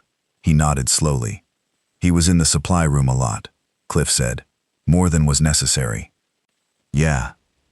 The day after Tommy left, we learned something that changed the shape of what we were doing. It came from the East building, the one the Meridian was in contact with through radio. The person broadcasting from there in the morning, A woman named Irene who spoke in measured, flat sentences that gave information without editorializing, reported that they'd had contact from a military convoy 2 days earlier. The convoy had been moving north along a route she identified clearly. They were not stopping. They were moving toward a location she described as the collection point at the regional airport, 12 miles north of the city center. A collection point, military, at the airport. Cliff turned to Derek first, then to the room. That changes things, Derek said. Maybe, Walt said, if it's real. Why wouldn't it be real? Gwen said. Because, Walt said carefully, Irene is getting this information second or third hand. She got it from a building that got it from someone who says they saw the convoy. But the rescue broadcasts from the beginning, Dana said. They talked about airport collection. Those broadcasts haven't been updated in weeks, I said. We don't know if they're still active. This is the thing about information in a survival situation. It's never clean. It's always triangulated through people who are stressed and who don't have perfect observation, and who sometimes hear what they want to hear, or who, with the best intentions, pass along something that got distorted at some point in the chain. But it was the most concrete piece of information we'd had about anything beyond immediate survival in over a month. The airport, 12 miles. 12 miles of city. I went to the roof that night while most people slept and stood at the parapet and looked north. You can see a long way from 8 stories on a clear night. The city was darker than it had ever been in my lifetime. Most of the power was out across everything I could see, and the darkness gave the sky back in a way I hadn't expected. More stars than I'd ever seen from inside the city. A full moon was coming up in the east. In the moonlight, the city looked almost peaceful. The damage wasn't invisible, but it was gentled, the way photographs of disaster can sometimes be beautiful in a way that the actual event isn't. Remy was beside me at the parapet. He'd come up with me when I'd gotten up and followed me through the dark building as quietly as he always moved now. He'd adopted the building's silence as a rule without being taught it. He sat beside me and looked at the city. I thought about what 12 miles meant, through city streets, with 4 adults, a child, and a dog. I thought about what staying meant. The supplies were not infinite. The security was good, but not perfect. Tommy was out there with information about us. The airport was 12 miles north, and might have military support, and might be a path out of this. I thought about the man on the 12th floor, the one who'd died in his chair with his legal pad, the one who'd had a dog named Remy before I had a dog named Remy. I thought about what it meant that he'd been rather calm about it, that dying alone in his apartment while the city went bad outside had been, in his words, actually quite quiet. I didn't want quiet like that. Remy leaned against my leg. "What do you think?" I said to him. He looked up at me, and his ears did their asymmetric thing. The planning for 12 miles started the next morning. Not because we'd made a decision. The decision happened gradually, the way most decisions I've made in my life have happened. Not as a single moment of choice, but as an accumulation of small acknowledgments that there was really only one option that made sense, and that the conversation was really about timing and preparation, rather than weather. Cliff was more cautious than I expected. He'd built this, as Gwen had said, and the instinct to protect what you've built runs deep. He wanted better intelligence on the route before moving anyone. Ray, who'd spent hours at the north side windows with a pair of binoculars someone had found, had been building a picture of the street patterns. He'd mapped, on a piece of graph paper using a pencil stub, what he could see of the 6 or 7 blocks north of the Meridian building, where the infected density seemed highest, where the streets were more clear, the timing patterns he'd been observing for infected movement. The pattern he'd noticed confirmed what I'd been seeing from my own observation. Early pre-dawn was consistently the lowest activity window. Not zero, but lowest. And the infected's tendency to cluster toward sound meant that if the group could move in absolute silence, they might not attract attention until they were clear of the highest density areas. 12 miles. At careful, silent movement pace, factoring in stops, obstacles, the child, the dog. Ray calculated we'd need roughly 5 to 6 hours to cover that distance if we moved primarily through side streets and alleys. That put us at the airport in early morning, if we left at 1 a.m. Gwen thought we needed a vehicle. She was right. 5 hours of movement through the city was 5 hours of exposure. A vehicle, if one was drivable and could be acquired without attracting a crowd, could get us there in 20 to 30 minutes. The question was where to find one.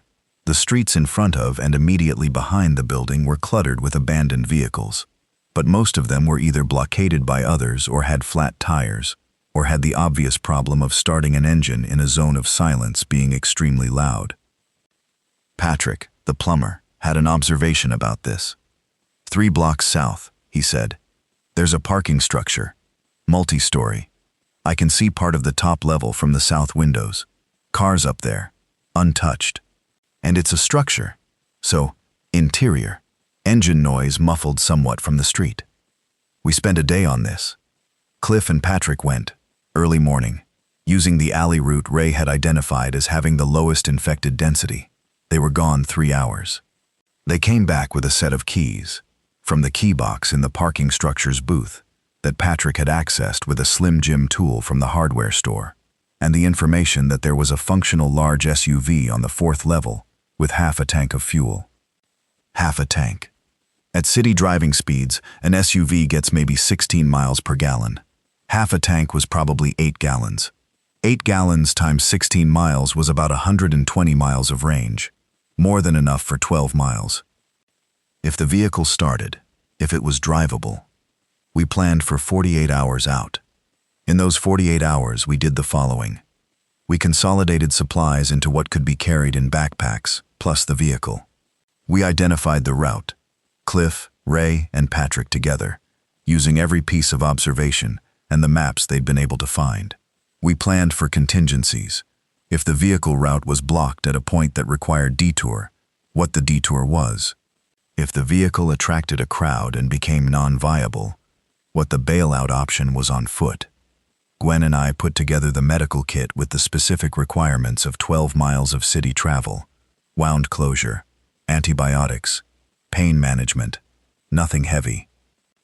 I packed Remy's food and water separately, in a portion of my pack, and organized his harness and leash with the carabiner that I now never left the apartment, now never left the building, without. Owen packed his rabbit. Dana and I had a short conversation on the evening before we were planning to leave, standing near one of the 6th-floor windows looking at the city. "You think this works?" she said. "I think we have a better chance moving than staying," I said.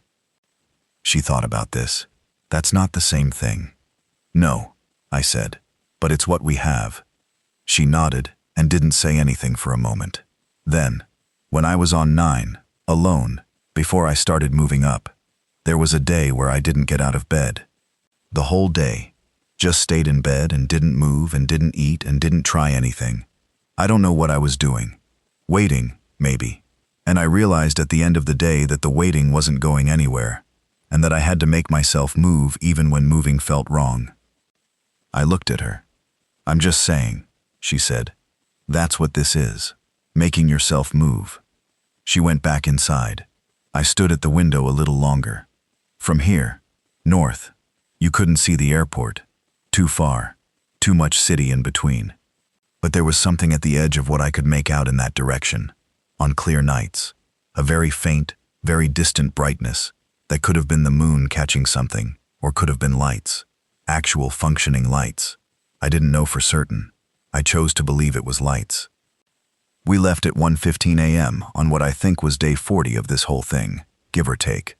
15 people and a dog, moving in 2 groups with a stagger of 3 minutes between them, because Cliff had decided that one large group moving together was a worse tactical situation than 2 smaller ones with brief separation. Remy was with the first group, with me, Dana, Owen, and Cliff, because Remy's warning system was the advance information we needed. The building exit was through the basement, which Patrick had cleared and checked twice. From the basement, an external door accessed the alley on the south side. The alley connected, via 2 turns, to the block containing the parking structure. The night was cool, and the moon was past full, but still bright enough to be useful, and also bright enough to make us visible. We wore dark layers. We moved slowly, I had Remy's harness in one hand and kept the other on the wall or a parked vehicle for orientation. He was perfectly quiet. I've been trying to describe for weeks what it's like to move through the city with Remy at night, and I keep coming back to the same inadequate description. It's like having a sensor that processes all the information the world is throwing at you and returns a simple binary, danger or clear, in real time. Except it's not quite binary. It's more nuanced than that. He has settings. Fully relaxed means nothing, loose tail and normal gait. Mildly alert means something in the ambient environment that might be worth noting. He slows very slightly. Fully alert, tail up and rigid, 1 foot lifting. Stop, something specific. Close. And then the final one, the one that requires no description, because when it happens, you know. He puts himself between me and a direction. He put himself between Owen and a dumpster, 3 blocks from the parking structure. We froze. All 4 of us. Cliff had his hand up for the group behind us to stop. From behind the dumpster, nothing visible. But Remy was doing the full alert with the directional placement, and he held it for 40 seconds, 60 seconds, 90. And then something moved. From behind the dumpster, around the far end of it, an infected person appeared. Moving away from us. Moving toward a sound from further down the alley that I couldn't hear, but apparently something had made. They passed maybe 30 feet away, moving steadily away. Never looked toward us. We waited. Remy held his alert until the figure was well past, and then brought it down to the mild alert in 3 clear stages, like a dial being turned. And then he walked forward. We moved. The parking structure was darker than the alley. Patrick had been here twice, so he moved us through without hesitation. Up the vehicle ramp, 2nd level, 3rd, 4th. The SUV was where he'd left it, a dark blue thing, generic. One of those common mid-size SUVs that you see in parking lots everywhere and never notice until you desperately need one. Cliff tried the key. The vehicle unlocked but didn't start on the first turn. My heart went somewhere specific. 2nd turn. The engine turned over and caught. The noise it made in the parking structure was enormous by our current standards. Not objectively loud, but we'd been living in such deliberate silence for so long that the ordinary sound of a car engine felt like an alarm going off. We all felt it. Go, Dana said. Cliff drove. He'd been assessed as the best driver among us, something they'd apparently asked about. The ramp out of the structure was clear. The street exit from the structure's ground level came out on a side street that was not clear. There were maybe 5 or 6 infected on the street, and the engine sound turned them simultaneously, that leaf toward light movement I'd been watching for weeks, and they began moving toward the exit. Fast but quiet, Ray said from the back. Don't stop. Cliff drove. Slow enough to not hit anyone, fast enough to be moving. The infected tracked the engine sound toward us, walking into the road, and Cliff went around them because he had room to, not through them, because there was no need. We didn't need to create disaster here. We needed to move. We moved. The first 3 blocks were slow. I won't pretend otherwise. There were obstacles. There were infected who tracked the engine sound and had to be navigated around. There was one moment on a street that I think was 4th Avenue, where Cliff had to reverse and take a different route because the road ahead was blocked by a pileup of vehicles that wasn't moving. But we were moving. We were faster than infected could walk. We were in a vehicle in a city where everything else had stopped using vehicles weeks ago. Remy had his front paws on the windowsill of the rear seat, looking out. Owen had both arms around Remy's middle. Remy tolerated this with the grace of someone who understood it was necessary. The city changed as we moved north. I watched it happen in real time through the window. The dense urban core fell away, and the density of both buildings and infected fell with it. Suburbs began. Wider streets. Fewer things in the road. We picked up speed. By the time we were 4 miles from the building, we'd been doing maybe 15 miles an hour. By 5 miles, we were doing 35. 7 miles from the meridian, the radio came on. Cliff had turned it on without mentioning it, tuned to the frequency we'd been using. Static mostly. Then, at the 7-mile mark, something different. A voice. Not the signal woman. A different voice. Male. Official in the way that military communication sounds official. Saying something about civilian approach corridor, and lights on, slow speed, hands visible. We looked at each other. "That's real," Dana said. "That's definitely real," Ray said. Cliff turned on the headlights. We kept going. The airport entrance, or what had become the entrance, the specific road access they were using for civilian arrivals, was visible from about a mile away because of the lights. I haven't seen electric light like that in 6 weeks, and I want to tell you it looked strange. Beautiful and strange. Like seeing something you'd forgotten existed.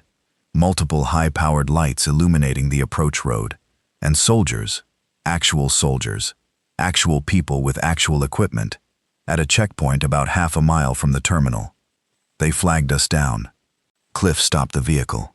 I had my hands on Remy's harness. A soldier approached the window. Maybe 25 years old.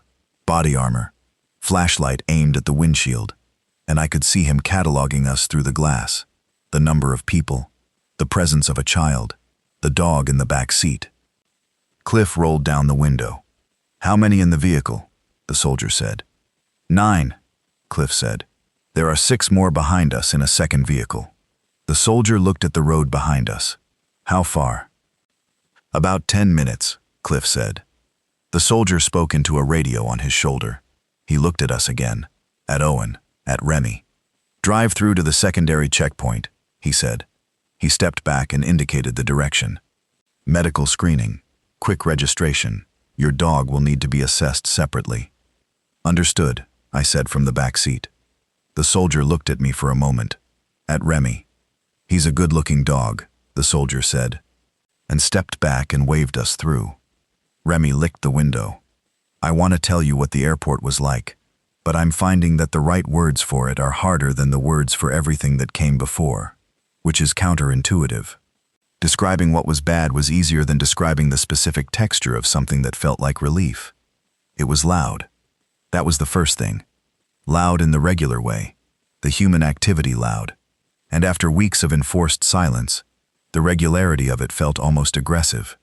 People talking at normal volume, generators running, a PA system, the smell of food cooking somewhere in the distance, actual food, hot, not canned, and underneath that, the cold, clean smell of a large building with HVAC running.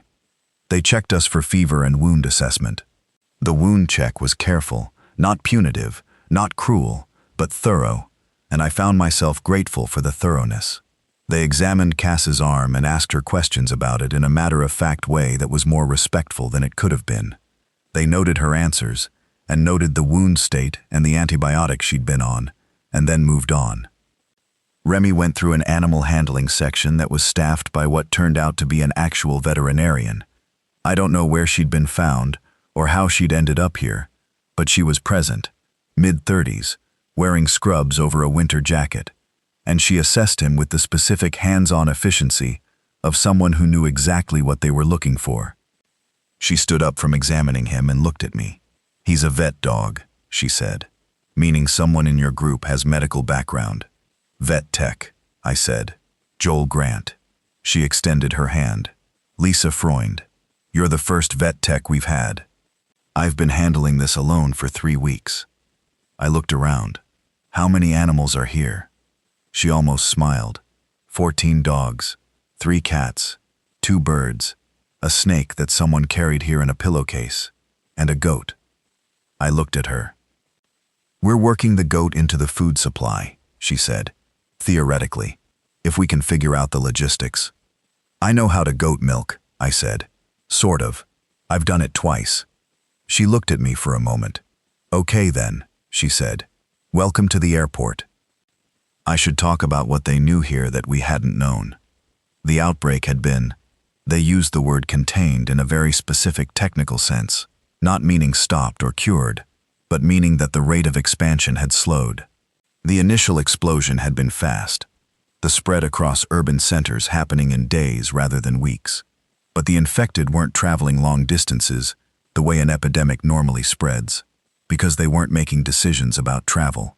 They moved toward sound and stimulus, and in the absence of both, they clustered or stopped.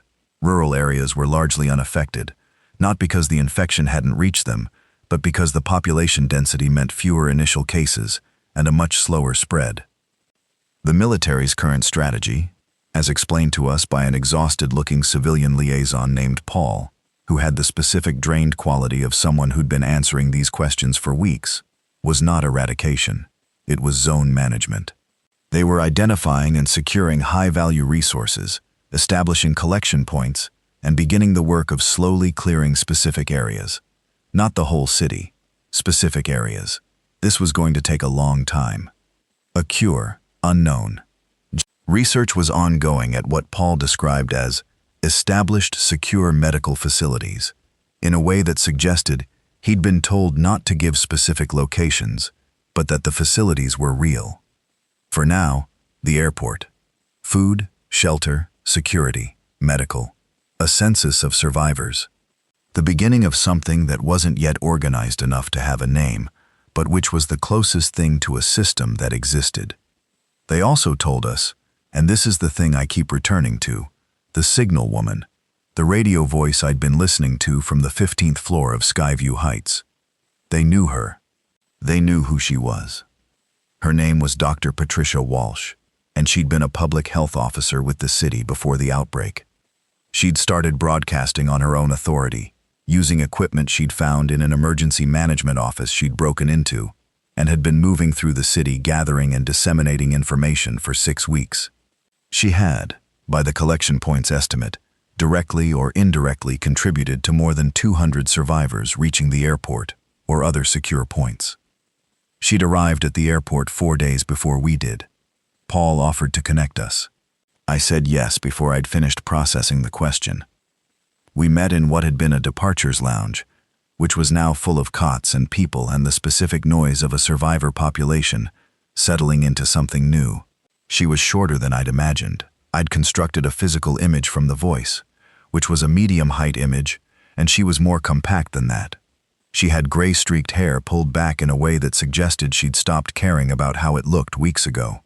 She was drinking something from a paper cup, and she looked tired in the specific way that someone looks tired when they've been running on adrenaline for a long time, and it's just now wearing off. I introduced myself. She listened. 15th floor, she said. Vet tech. She nodded slowly. I talked about the high floors, briefly, early on. Did that? I'd already figured it out, I said, but it confirmed the logic. She looked at Remy, who was sitting at my heel. The dog? He was better at this than I was, I said. She crouched down and let him sniff her hand. He put his nose against her palm and held it there for a moment, which was something he did with very specific people he seemed to find particularly worth paying attention to. She looked up at me. Do you know what's happening with animal resources here? She said. I met Dr. Freund, I said. She filled me in on the basics. Walsh stood up. We need actual veterinary care on an organized basis. They've got a vet, but she needs support. We're also doing food assessments. If there's livestock that can be secured, that's a long-term food source issue. I looked at her for a moment. Are you asking me to work? I said. She tilted her head slightly. I'm asking if you want to. I thought about this for approximately 2 seconds. Yes, I said. Remy looked up at me. The dog comes, I said. Walsh looked at Remy. The dog goes everywhere, she said. He's probably more useful than half the staff. I've been here 9 days now. Writing this down because Dana suggested I write it down, which is the most prescriptive she's been with me about anything, and because I think the instinct behind it is right, even if the execution is messy. Something about keeping a record, she said. For later. For later. I like that as a phrase. It implies a later. I'm choosing to take it that way. What I do here, I work with Lisa Freund in what they've designated as the veterinary section, which right now is a corner of one of the large aircraft hangars with temporary walls made of cargo crates and a supply setup that is, honestly, better stocked than I expected because of what several people brought with them. There are dogs, there are cats. There's a goat named, apparently, Harrison, whose provenance no one fully remembers. There was a snake in a pillowcase, but the snake turned out to be dead already, which is a sad story, and also a relief logistically. I do triage. I do wound assessment. I do the same work I did at Riverside Animal Hospital, except without the same equipment, and with a completely different emotional backdrop. It's good work. I'm good at it. I was good at it before, and the skills translate entirely, which is either encouraging or just confirms that the fundamentals of what living things need don't change much depending on the context. Owen has found a group of 3 other kids here, actual children, his age roughly, and he spends significant portions of the day with them, doing things I'm told are mostly fine. He still holds the rabbit. He started talking more, which Lisa pointed out to me is a thing that happens with kids after extended stress. They go quiet, and then when the immediate threat recedes, the words come back. They come back all at once sometimes. Dana has been working with the logistics team. Her particular set of skills at systematic observation and planning, those chalk marks on doors, that precise assessment of apartment layouts and contents, translates extremely well to the work of cataloging and organizing the airport's supply systems. She's good at this, and she knows it, and she does it with a pragmatic directness that I've overheard Paul describe as exactly what we needed to someone else, unprompted. Ray is assisting with building security assessment. He knows more about how structures work than anyone else here, and that knowledge is relevant. Gwen is working in the medical section. She's fully operational as what she remembered being, a nurse, and has apparently been doing the work of 2 people since she arrived. Walt and the 2 older teenage girls, Bex and Nora, are doing something that sounds complicated, but which Bex explained to me in about 30 seconds. They're building a database. Every resource, every person, every piece of information that comes into the airport, they're cataloging it. Bex described it as making sure we don't forget anything, in the flat, serious voice she uses for everything. I told her that was the most important thing anyone here was doing. She considered this, and then said, probably, and went back to her notebook. Cliff and Derek are here. They're okay. Cliff has found, I think, something of a home in the airport's coordination structure. He's a natural intermediary, a person who makes things move between groups, and there are enough groups here that his skill set is in constant demand. And then, Patricia Walsh. She's been working since the day we arrived on what she calls the Outer Communication Network, a system of radio contacts she's been building for weeks, connecting survivor groups, collection points, and emergency resources across the region. She has a map on the wall of the office space she's been given that is covered in marks and connections and routes, and she looks at it the way I look at Remy when I'm trying to read what he's telling me, like the information is there if she just looks at it right. She asked me to help with the outer network mapping 3 days ago, specifically with the high-floor observation data I'd collected, what I'd seen from 15 floors of the city over a month, the patterns of infected movement, the density maps I'd started building in my head and had since started writing down. We've been working on this together. She brings the broadcast and communication expertise. I bring the observation data. And Remy, who has apparently decided that Walsh is someone worth attending to, comes with me and sits beside her desk and watches the map as though he too is trying to figure out what it's saying. She finds this extremely funny. She's the first person I've heard laugh, actually laugh, since before all of this started. It's a short, surprised laugh, like she forgot she could do it, and it comes out sometimes when she catches Remy looking at the map with his asymmetric ears going. "What do you think?" she asked him yesterday, very seriously. "North sector or east sector first?" Remy looked at the map. He put his paw on the east section. Walsh looked at me. "East sector," I said. She picked up her radio and started working the east frequency. I don't know what happens next. I genuinely, specifically, honestly don't know. The airport is the beginning of something, but what that something becomes depends on decisions that are above my pay grade and outside my ability to predict, and I've made my peace with that, or I'm making my peace with it, which is a more accurate description of where I actually am. What I know is this: we're here. We made it. Remy is sleeping on a folded blanket in the corner of the vet section right now, 3 feet from where I'm sitting, with the specific boneless quality of a dog who is genuinely comfortable for the first time in weeks, and who has decided it's acceptable to rest. His ears are doing the asymmetric thing. The one that stands up a little more is pointing in the general direction of the hangar entrance, just in case. 11 years I've worked with animals. In that time I've learned one thing above everything else, which is that the creatures we share space with are running constant background processes that we don't have access to. They're reading the world in ways we can't replicate. They smell time, passing, and danger approaching, and emotional states in the people around them.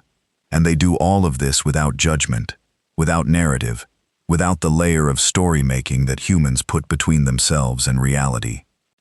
What Remy did, for 40-some days in a building going dark above a city going wrong, was offer me the world without the story. The direct read. This thing is safe. This thing isn't. This person can be trusted. That corner, avoid. This route, yes. That gap, wait. I spent those 40 days becoming something closer to the animal that he already was, and I'm not sure that's a bad thing to be. Less story, more attention. Less narrative, more direct observation. He's still doing it. He'll always do it. It's not something he turns off when the danger recedes. He's reading the hangar right now with one ear up in case something changes. I could learn from that. I am learning from that. I think most of us are going to have to. Patricia Walsh is on the radio in the next space over, talking to someone in the north, and I can hear her voice through the temporary wall. Not the words, just the steady cadence of it. The same rhythm I recognized from nights on the 15th floor listening through static. Owen just ran past the vet section entrance with the rabbit in one hand and some other kid's hand in the other, both of them pursuing something I can't see. He didn't look afraid. He looked like a 7-year-old running. Harrison the goat is making a sound in the far corner that suggests he has opinions about his current living arrangements. He's not wrong. His current living arrangements are not ideal. We're working on it. Remy opens one eye, checks the goat situation, decides it doesn't require his attention, and closes it again. Outside the hangar, the sun is coming up. I can tell because the light coming under the roll-up door at the far end is changing color, going from gray to a pale yellow that will be actual warm light in maybe 20 minutes. I'm going to be at the vet section by the time it's fully up, because there are 14 dogs and 3 cats, and a goat with opinions, and a city outside these walls that is still working itself out, and the work doesn't stop. But right now, I'm sitting here. Remy is asleep. The ear is still up. I leave it that way. One more thing, and then I'm done. On my second day here, they gave us assigned sleeping quarters. Cot spaces in what had been one of the airport's smaller gate areas, now divided into family units and individual spaces with fabric partitions.